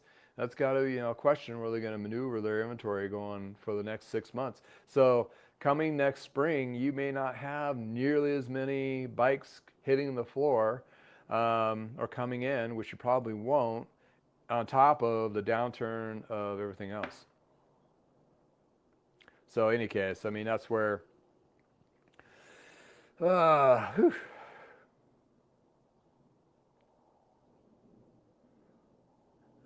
We were looking to speak with one of the owners in the Netherlands. Expires they use. Interesting. Oh, sorry. I need to get over this. I'm almost done with it. I'm just gonna get over this cold so I can, you know, I got my daughter's blingy Starbucks water. I was running a little behind trying to get to the talk this morning. But in any case, thank you all for chiming in and being part of the community. It makes this channel. Yeah, you know, I mean, you know, those affiliate links down. We'll do feature videos on each one of them in a sense. I mean, like Chris King, headsets, nubs.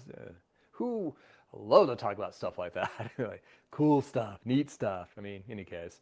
But yeah, feature the earlier part of this. If you caught into this late, I talked about bicycle wheels warehouse. They're out of California. Took maybe 2 days to ship out. Took them a couple days, not too long to build up the wheels. Once the order was put in place, I do have a form on there.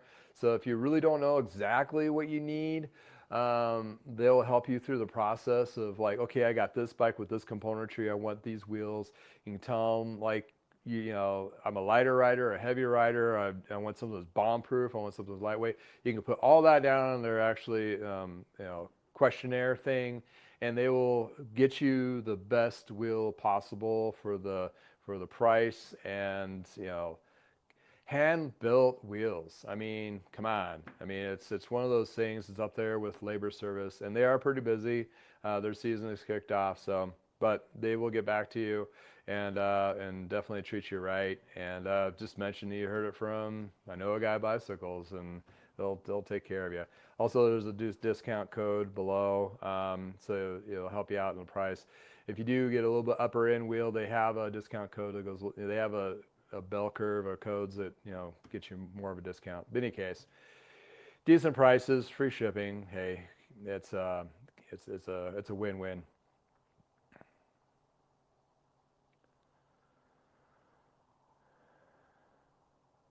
Oh, the question is shop owners.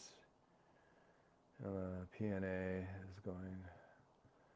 Yeah, you know, I think. I mean, I've been looking at my. You know, Randy has a good point of. You know, I'm even thinking about increasing my labor rates, but I'm in a different little pickle, different scenario. Well, one is my costs are pretty low, but I know local shops are definitely going to probably increase their labor rates a little bit. But I feature a lot of my repairs on my channel, so I evergreen anticipation of making that discount back at some point and through content. Really haven't seen the fruition of that yet, just to throw that out there. But that's in the anticipation of hope calm. At some point, I'll make some money. Some videos have taken off in the sense of like Le Mans frames, people love looking at, or reviewing bikes, you know, repair stands, that kind of thing. I think I mean, I think the repair stand video, for example, I compared like the ones I had, like Park and Feedback, and there's you know a video. It's about 2 years old now. I think it's finally generated about $80 worth of revenue over the last 2 years. So it's like one of those things that will I see it today? Will I see it next year? I may not see it until about 5 years from now, but that's how I'm kind of like putting those videos and that content in like that bank. Hopefully he'll like that's my 401k fund for me. It's those dumb little videos I've been making about all the little bikes I've been working on. But at some point, someone's gonna go, "Hey, that truck 500. I want to, you know, pull up in their, you know, their Google search and go, hey, that's a cool frame, whatever," and watch the whole 1 hour video of me and John talking about all the cool features of the frame detailing and all that. But you know, it it is what it is. But I enjoy doing them, and it's also kind of like you know, a free open source of you know general knowledge, and I look at it too as like what I do is you know, featuring products and older bikes and so forth, which is predates the YouTube thing. Some of it predates internet, and you're basically shedding some light on a lot of product that's still out there, that somebody might be seeing in the used market or wants to refurbish something and they stumble along my video of how to adjust this or how to fix that hub that's a weird hub, or stay away from the helicomatic hubs, apparently they blow up, you know, all those kinds of things where even though you only been in industry, even though you've been in industry for 15 years or 20 years, you know, there's like several decades before that that I was exposed to and dealt with, and I come across and I'm like, hey, that'd be good content just to have content out there for cool stuff. So I implore all of you out there that have shops to just throw up a little video of like, okay, this is the weird thing. Let's take 10 minutes, make a little video of it. explain what it is, how to fix it, not to fix it, whatever, some insights on it and put it out there because, all of us, even I leverage other videos to help me get through some of the weird wackadoodle stuff I come across. I mean, I don't know everything, nor I will ever know everything. And even on some of the newer stuff that comes out, and if there's like a trick that's not been exposed through the manufacturers, like if you do it this way or fix it this way on the newer stuff, that would be helpful too. Because quite honestly, us mechanics, we're the testing field with a lot of this damn product that comes out. And you'd think that would change over all these decades, but no, it still isn't. You'd still get the stuff that comes out and goes, oh, okay, that was dumb. I mean, I'm going to say it right now. The BB90 thing, super, super stupid. But anyway, why? I don't know. Whatever. It is what it is, and it's out there, and now we got to deal with it. And guess what? The big manufacturers don't have to deal with that. They're on the next new thing. It's us mechanics that are working in bike shops are going to be dealing with for forever. I mean, that's, okay, got that bike that came in with that press fit bonnet bracket. Let's see if we can do it. See if we can fix it. So that's, Randy, that's why our labor rates need to go up.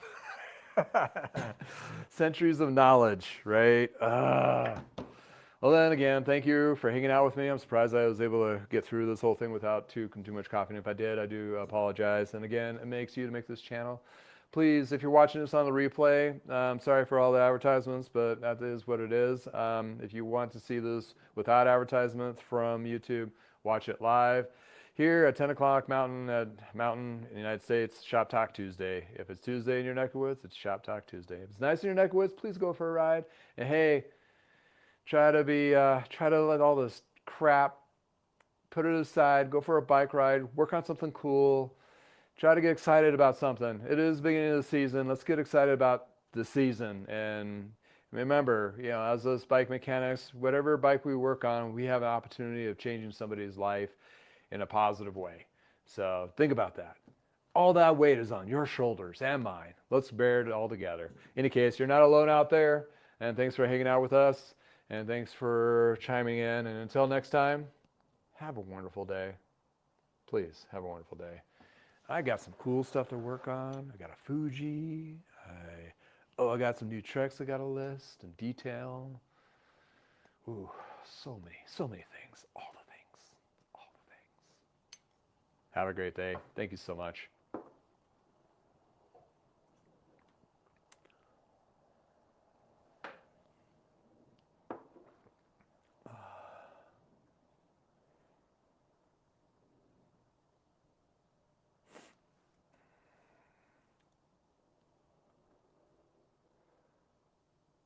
Oh, Thule laid off 22 workers in Colorado. We have a warehouse here. That's pretty sad.